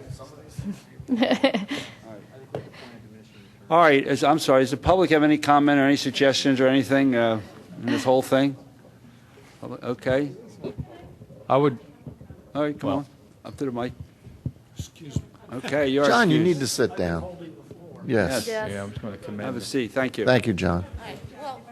Yeah, Hi again. just before Diane speaks, I'd just like to thank John for standing almost for 4 hours up there, Yeah, John. Thank you very that's, much. So, Only my Jim Schneller. original intent wasn't really to stay here for the whole time, but I really was compelled to because it's been just such an education for me. I've been watching the committee. I've been to one of their meetings, and I just want to say that I'm really impressed and grateful as a resident of Radnor Township, not only to the members of the committee who really, I think, were thoughtful and comprehensive and very serious about the job they did, and I think did a tough job of editing, but did so just with a very light pencil, and really tread where they felt that it was essential to and stayed away from the areas that they thought I think that the feedback that they got, particularly from our manager and finance director, were invaluable. And I want to also thank John Osborne, whose tireless efforts, I think, over the years really were part of the impetus for the work of this committee, and to the commissioners as well, because it's clear that all of you have thought and are thinking very carefully about this, and particularly to those of you who have listened and changed your mind about one thing or another, because I think it's really important for people in your position to keep an open mind and to not only to listen but to hear what people whose opinions are different than your initial thoughts or maybe even your ultimate thoughts are. But I'm very grateful to everyone who's been involved in this process, and I think that the result of this is going to bring nothing but, good and glory to Radnor Township. And that's all I'm going to say about that. Well, you have broad shoulders because you're the public. You're one person and 30. You are it. You are public. That's it. So we appreciate that. Okay. I have a question. It seems to me that the work of this committee is not over yet. I think that once we get a better draft, we need to meet with them again before we discharge that group. So as much as I know they're ready to bolt for the door, I think we don't want to release them until we're in a better. Well, I don't know. They have to go through the entire administrative code now, don't they? Yeah. No, just. I think you see Bob over there getting ready to resign at the thought of us going through the administrative code. And wait till that night, how long that'll go. We'll review that. Okay, well, let's wrap it up. Let's move forward and adjourn the meeting. Thank you.